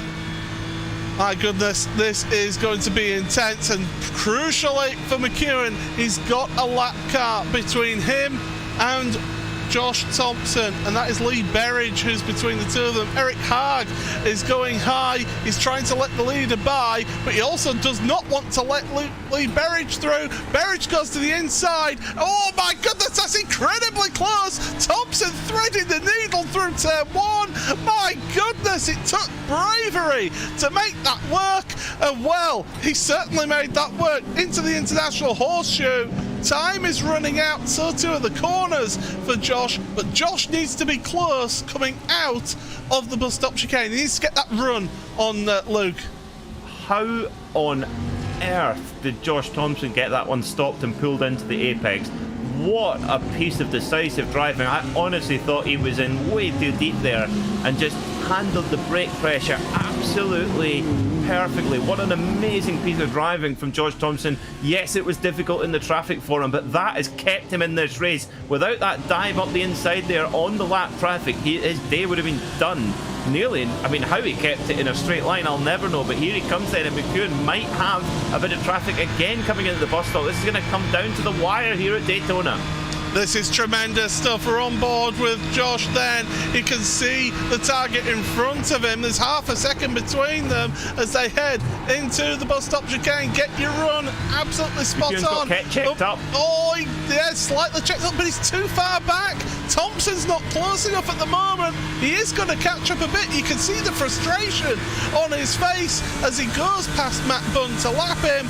But look forward, because Luke McEwen for Logitech Altus Esports, the gloves are off for Thompson. He knows he's defeated, but it's McEwen who comes across the line to win the opening round of season 11 of the World GT Championship.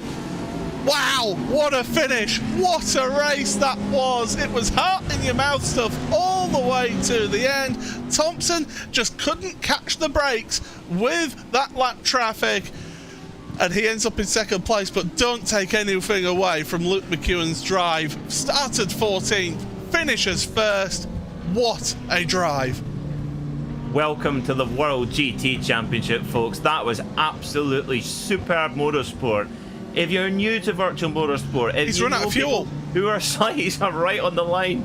If you know people are slight cynics of virtual motorsport, that is top class motorsport, whatever way you look at it. Super stuff from Luke McEwen to come through the pack, to do what he did there, and to do it with just enough fuel left in the tank. That must have been nervous. You got to give a big clap to Josh Thompson as well. He chased it all the way there, but oh, aren't we spoilt, Paul? That the boys did such a good job there as well. Top class entertainment. He certainly was. Absolutely sensational stuff to the end there. There is still some battles going on towards the lower end of your lead lap drivers. There's as we have a look then at a replay. This is Jack Sedgwick on Leandro Andaruti. This is to the line. Sedgwick in that Ferrari to the high line. Andaruti, there's very little that he can do, and they're so close between the two of them. You see the LED board switch for Sedgwick.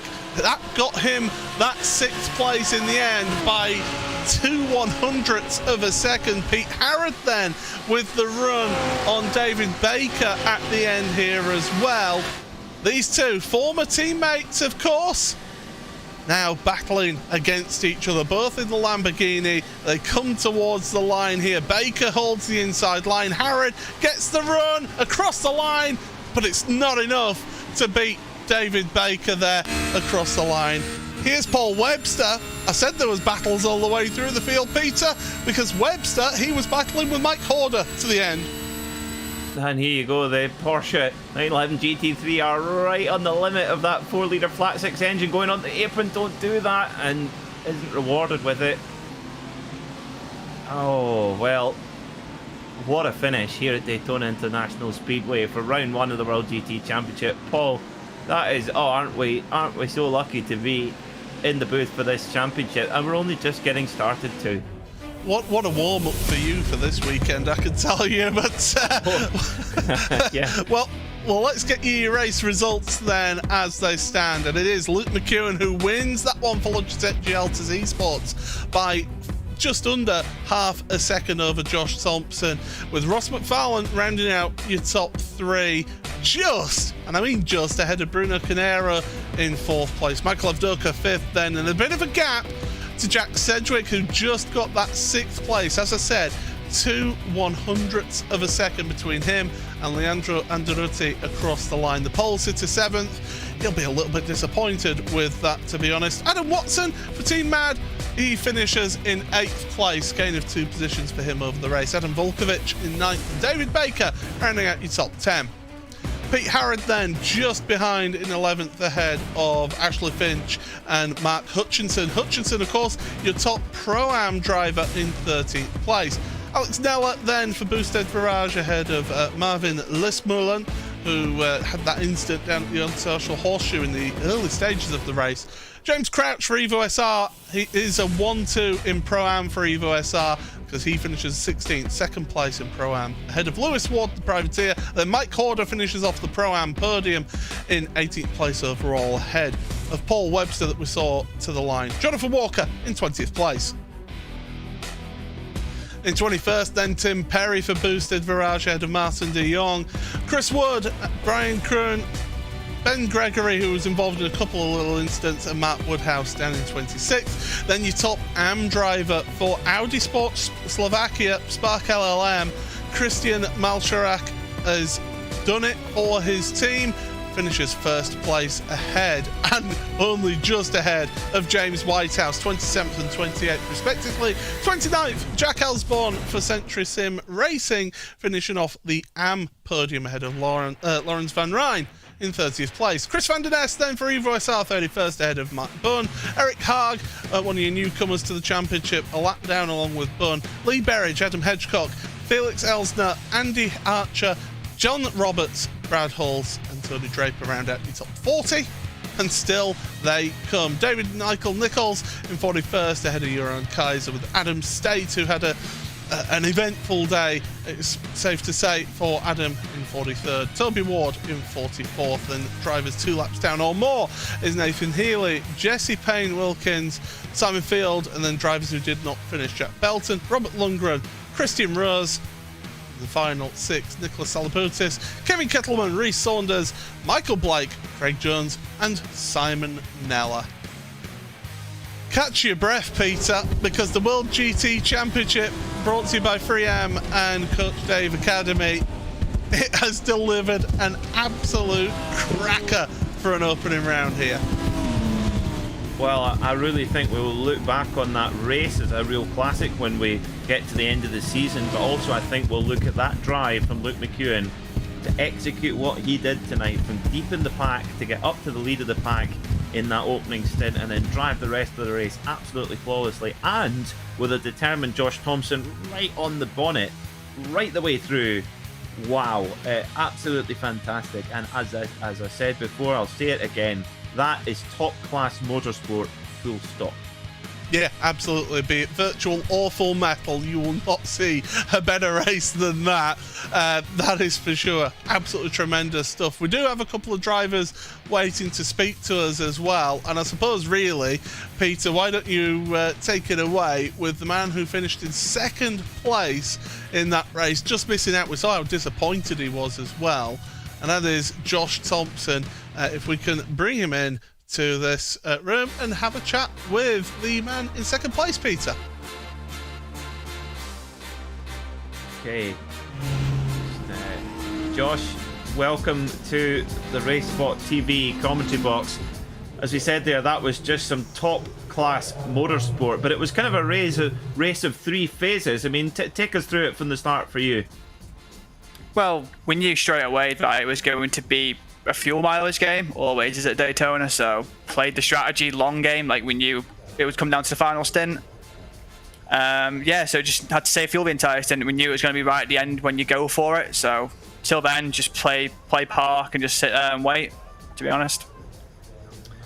And of course, as you rightly said, it came right down to an absolute cracker between you and Luke. I mean, take us through those last couple of laps, because it was so intense, particularly on that last lap when you had to make that move through traffic. I mean, take us through that.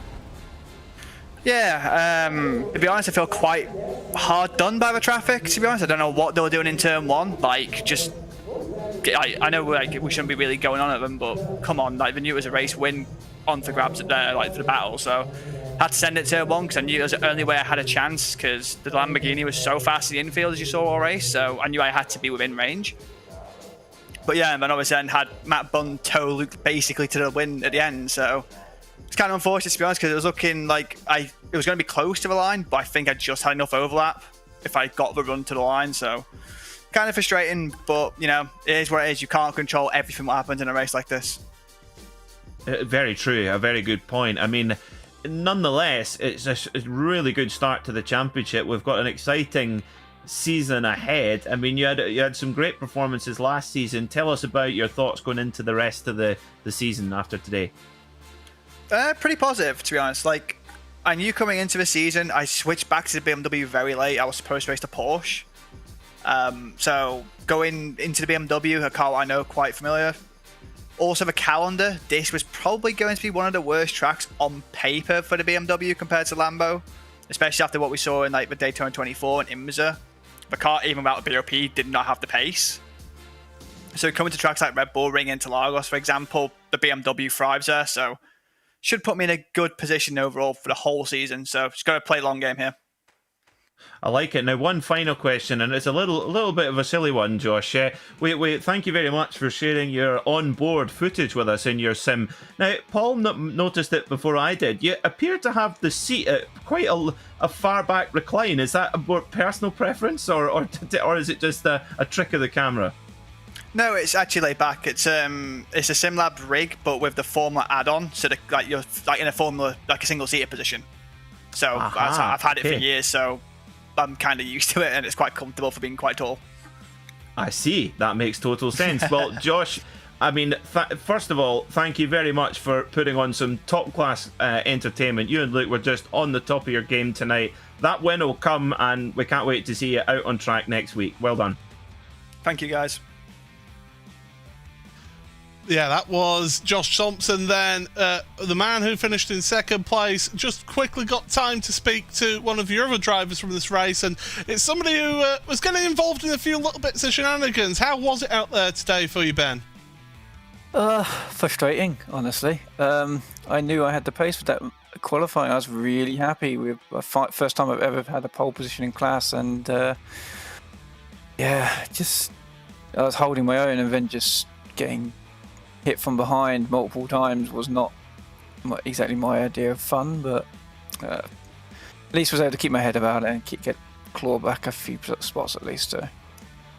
Well, that's it. It's all about sort of getting your head down and how you recover from that any incidents that happen.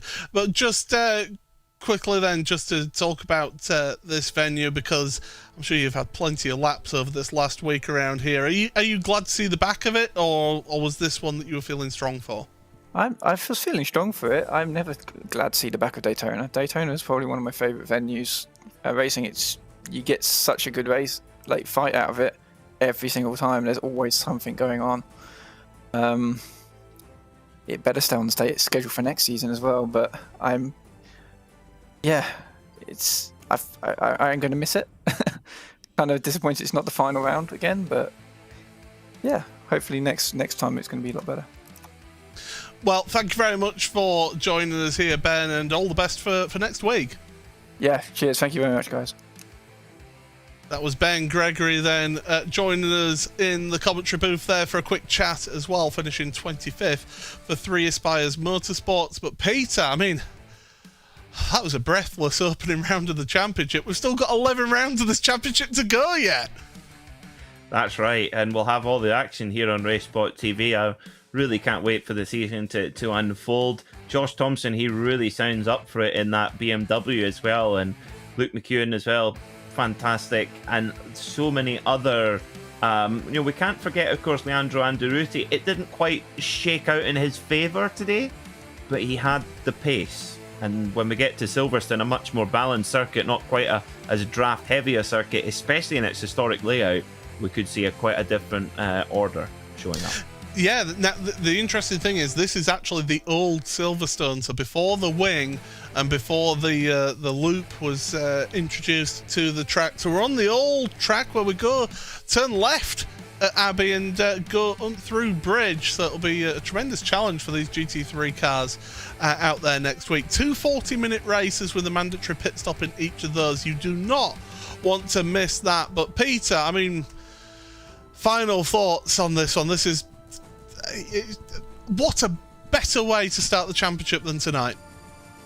Couldn't be better as well, and there's a lot of drivers that haven't quite had their chance to show their championship potential, but tonight was the night of Josh Thompson, and particularly Luke McEwen, and but they will not be the only two. You can make no mistake of that. Well, I'm afraid that is all that we've got time for here on RaceSpotTV. Thank you very much to Peter Mackay for joining us here on commentary as always. Thank you to Hugo Luis behind the scenes controlling the production of today's show. Dougie Beard is the man who provides our cameras, and also Tyler Maxson provides some of our onboard cameras as well. What an opening round for the World GT Championship, and Luke McEwen, he gets the win. But we'll see you next time, same place, RaceSpotTV, for round number 2 from Silverstone. Goodbye.